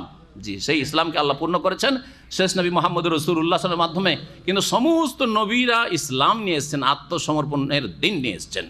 ওয়া ইয়াবতাগি গায়রাল ইসলামি দীনান ফালা ইউকবাল মিনহু, ইসলাম ছাড়া অন্য কোনো জীবনপন্থা দিন যদি কেউ তলাশ করে কখনো সেটা আল্লাহ গ্রহণ করবেন না। ওয়া ফিল আখিরাতি মিনাল খাসিরিন। চলুন এখন আল্লাহ বলছেন একমাত্র নির্বোধ ছাড়া ইব্রাহিম আলাইহিস সালামের আদর্শ থেকে বিমুখ হতে পারেন না। রাগেবার যখন অব্যয়, বাংলা গ্রামার যারা বুঝেন, ইংরেজি গ্রামার যারা বুঝেন তারা প্রিপোজিশন, আরবি গ্রামারে সেলা বলা হয়, হ্যাঁ, হারফে জারগুলি। হারফে জারের পরিবর্তনে বা অব্যয়ের পরিবর্তনে অর্থের পরিবর্তন ঘটে। রাগে বা ফেলের যখন আন সেলা আসবে বা অব্যয় আসবে তখন তার মানে বিমুখ হওয়া, মুখ ফিরিয়ে নেওয়া হবে, মুখটা ফিরিয়ে নেওয়ার অর্থ হবে। আর যখন রাগেবার সেলা বা অব্যয় আসবে ফি, রাগেব তো ফি কে, তখন আগ্রহ করা, একবারে বিপরীত অর্থ হবে। আনা আরগাবো ফি হাযিহিল মারআ, আমি এই মেয়েটির ক্ষেত্রে আগ্রহী বিয়ে করার জন্য। হ্যাঁ, মান রাগেবা আন সুন্নতি, আমার সুন্নত থেকে যে বিমুখ হইল, এখানে ওয়ামাই ইয়ারগাবু আন, আন শব্দ এসেছে, তাই না? তো মুখ ফিরিয়ে নেওয়ার অর্থ। জি, এগুলি হচ্ছে আরবি ভাষার অলঙ্কার, কোরআনে কারীমের অলঙ্কার। ওয়ামাই ইয়ারগাবু আন মিল্লাতি ইব্রাহিম ইল্লা মান সাফিয়া নাফসা, একমাত্র নির্বোধরাই ইব্রাহিমের আদর্শ থেকে মুখ ফিরাতে পারে। ওয়ালাকাদ ইসতাফাইনাহু ফিদ দুনিয়া, আর নিশ্চয় তাকে মনোনীত করেছিলাম ইহজগতে। ওয়া ইন্নাহু ফিল আখিরাতি লামিনাস সালিহিন, আর নিশ্চয় ইব্রাহিম আলাইহিস সালাম পরকাল ও সৎকর্মশীলদের অন্তর্ভুক্ত হবেন, বরং তাদের ইমাম তিনি। ইজ কালা লাহু রব্বুহু আসলিম, স্মরণ করো যখন তার প্রতিপালক বলেছিলেন ইব্রাহিম আলাইহিস সালামকে, আসলেম, হে ইব্রাহিম তুমি আত্মসমর্পণ করো, তুমি আমার সামনে আত্মসমর্পণ করো। কাল আসলামতু লিরাব্বিল আলামিন, বিশ্বজগতের প্রতিপালকের সামনে আমি আত্মসমর্পণ করছি, আমি ইসলাম কবুল করছি বা ইসলামের বাস্তবায়ন করার ওয়াদা করছি। এই তো হয়ে গেল যে ইব্রাহিম আলাইহিস সালাম কী ছিলেন? মুসলিম ছিলেন। আসলামতু লিল্লাহি রাব্বিল আলামিন, তার বংশধর। ওয়াসা বিহা ইব্রাহিম ও বনিহে, ইব্রাহিম আলাইহিস সালাম তার সন্তানদেরকে অন্তিম উপদেশ দিয়েছিলেন। ওয়া ইয়াকুব, এবং ইয়াকুব আলাইহিস সালামও, যার নাম ইসরাইল, তার বংশধরকে, ইয়াকুব আলাইহিস সালাম কয় ছেলে ছিল? 12 ছেলে, তাদেরকে অন্তিম উপদেশ দিয়েছেন। ওসিয়ত বলা হয় মানুষের মৃত্যুর পূর্বের উপদেশকে। অন্তিম উপদেশ দিয়েছিলেন কি বলে? ইয়া বানিয়া, হে আমার সন্তানরা, ইন্নাল্লাহা আস্তাফা লাকুমুদ-দীন, আল্লাহ তোমাদের জন্য তার দিনকে মনোনীত করেছেন। ফালা তামুতুন্না ইল্লা ওয়া আনতুম মুসলিমুন, সুতরাং তোমরা মুসলিম না হয়ে মৃত্যুবরণ করিও না, মুসলিম না হয়ে মৃত্যুবরণ করিও না। আম কুনতুম শুহাদা, আল্লাহ বলছেন যে তোমরা কি সেখানে হাজির ছিলে? ইদ হাদারা ইয়াকুব আল মউত, যখন ইয়াকুব আলাইহিস সালামের নিকট তার মৃত্যু ঘনিয়ে এসেছিল। অর্থাৎ ইয়াকুব আলাইহিস সালামের মৃত্যুর মুহূর্তে কি তোমরা সেখানে উপস্থিত ছিলে? ইহুদিদেরকে বা খ্রিস্টানদেরকে আল্লাহ বলছেন, কারণ ইহুদি খ্রিস্টানদের দাবি ইয়াকুব আলাইহিস সালাম সম্পর্কে যে তিনি কি ছিলেন? ইহুদি ছিলেন, মুসলিম ছিলেন না, ইহুদি ছিলেন। বোঝা গেছে কি না? খ্রিস্টানদের ধর্ম কথা যে না আমাদের ধর্মের অনুসারী ছিলেন বা আমাদের আদর্শের অনুসারী ছিলেন, আমরা হচ্ছি ইয়াকুব আলাইহিস সালামের আদর্শে বিশ্বাসী। আল্লাহ বলছেন যে তোমরা তাহলে ইয়াকুব আলাইহিস সালামের ইন্তেকালের সময় যে তিনি উপদেশ দিয়েছিল সেই সময় হাজির ছিলেন নাকি? যদি বলে হাজির ছিলাম তাহলে ডাহা মিথ্যা কথা। আর হাজির ছিলেন না তো জানলে কোথা থেকে? তো কোনখানে আছে কথাটি যে ইয়াকুব আলাইহিস সালাম ইহুদি ছিলেন বা খ্রিস্টান ছিলেন? কারণ ইহুদিদের দাবি ছিল যে আমরা হকপন্থী আর নবীরা সব ইহুদি। খ্রিস্টানরা বলছে আমরা হচ্ছে সত্যপন্থী আর নবীরা, বনি ইসরায়েল সব নবীরা হচ্ছে খ্রিস্টান। মক্কার মুশরিকদের দাবি ছিল যে ইব্রাহিম আলাইহিস সালাম ছিলেন আমাদের মতো পুত্তলিক। এই দাবিগুলির খণ্ডন করছেন আল্লাহ রাব্বুল আলামিন এই আয়াতগুলিতে। আম কুনতুম শুহাদা, তোমরা কি উপস্থিত ছিলে? ইদ হাদারা ইয়াকুব আল মউত, যখন ইয়াকুব আলাইহিস সালাম মৃত্যুর মুহূর্ত ঘনিয়ে এসেছিল। ইদ কালা লিবানিহি, স্মরণ করো যখন তার সন্তানদেরকে তিনি উপদেশ দিতে গিয়ে বলেছিলেন, মা তা'বুদুনা মিন বাদি, আচ্ছা বলো তো আমি তো মরে যাচ্ছি, আমার পরে কিসের ইবাদত করবে তোমরা? কার ইবাদত করবে তোমরা? তোমরা প্রতিমা পুতুলের পূজা করবে নাকি? কালু, তখন তারা বলেছিল, নাবুদু ইলাহাকা, আমরা সকলে আপনার উপাস্য মাবুদের ইবাদত করব। ওয়া ইলাহা আবাইকা, আপনার পূর্বপুরুষদের মাবুদের ইবাদত করব, যিনি ইব্রাহিম, ইসমাইল, ইসহাক, ইলাহান ওয়াহিদা, যে আল্লাহ হচ্ছেন এক সত্য এলাহ, ওয়া নাহনু লাহু মুসলিমুন, এবং আমরা তার সামনে আত্মসমর্পণকারী মুসলিম। তারা কি বলেছিলেন? তাহলে ইয়াকুব আলাইহিস সালাম 12 ছেলে সকলে কি বলেছিলেন তার বাবাকে, যে আমরা হচ্ছি মুসলিম, ওয়া নাহনু লাহু মুসলিমুন তিলকা উম্মাতুন। আল্লাহ বলছেন দেখো, কোনো নবীর সাথে বংশীয় সম্পর্ক কায়েম করা আর বংশের প্রমাণ দেওয়া কোনো কাজে আসবে না যদি আকীদা আমলের মিল না থাকে। তাহলে হ্যাঁ, তারা তাদের আমল নিয়ে চলে গেছে আর তোমরা তোমাদের আমল নিয়ে যাবে। আল্লাহ বলছেন ওরা ছিল একটি জাতি, আম্বিয়া রসুলগণ, এবং তাদের যারা সত্যিকার অনুসারী বা ইব্রাহিম আলাইহিস সালাম এবং তার বংশধর যারা নবী রসুল ছিলেন, তারা এক উম্মত ছিলেন। কাদ খালাত, তারা দুনিয়া থেকে অতিবাহিত হয়ে গেছেন, চলে গেছেন, নিজ নিজ আমল নিয়ে চলে গেছেন। লাহা মা কাসাবাত, তাদের জন্য তাদের কৃতকর্ম রয়েছে, তারা যা কিছু করেছেন তার ফল তারা পাবেন। ওয়ালাকুম মা কাসাবতুম, এবং তোমাদের জন্য তোমাদের কৃতকর্ম রয়েছে, তোমাদের আমলগুলির কারণে তারা ধরা খাবে না আর তাদের আমল দিয়ে তোমরা পার পাবে না। বুঝছেন না? বুঝছেন না? বারা আউলিয়ার দেশের মানুষ আমরা, আমার দেশে অলি আউলিয়া শুয়ে আছেন, এই দিয়ে পার পাবেন নাকি? লাভ হবে নাকি? কোনো লাভ হবে না। তিলকা উম্মাতুন কাদ খালাত, তারা তাদের ঈমান আকীদা আমল নিয়ে চলে গেছে, ভালো নিয়ে গেছে আলহামদুলিল্লাহ। যদি বাই চান্সে কারো শিরক বিদাতি আকীদা থাকে তাহলে নিজের নিজের আমল নিয়ে গেছে, আল্লাহ বুঝে নেবেন, আপনাকে অত জানতে হবে না যে কি ভালো নিয়ে গেছে না মন্দ নিয়ে গেছে। ওয়ালাকুম মা কাসাবতুম, এখন তোমরা নিজের চরকায় তেল দাও, তোমরা যা কিছু করবে তা নিয়ে তোমাদেরকে যেতে হবে আল্লাহর সামনে, সুতরাং নিজের সুব্যবস্থা নাও। ওয়ালা তুসআলুন আম্মা কানু ইয়ামালুন, আর তোমরা জিজ্ঞাসিত হবে না যে তারা কি কাজকর্ম করেছিল, তাদের কর্মকাণ্ড কেমন ছিল, তাদের আকীদা আমল কেমন ছিল, এসব সম্পর্কে তোমাদেরকে জিজ্ঞাসা করা হবে না। এক দুটি আয়াতের সম্পর্ক আগের আয়াতের সাথে আছে, তাফসীরগুলো করে দিই, আমরা আজকে পারা হয়তো শেষ করা যাবে না। ওয়াকালু, এবং ইহুদিরা আর খ্রিস্টানরা তারা বলতো কোনু হুদান আও নাসারা তাহতাদু, ইহুদিরা বলতো যে তোমরা ইহুদি হয়ে যাও তাহলে হেদায়েত পাবে, আর খ্রিস্টানরা বলতো যে তোমরা খ্রিস্টান হয়ে যাও তাহলে সঠিক পথ পাবে, তাহতাদু।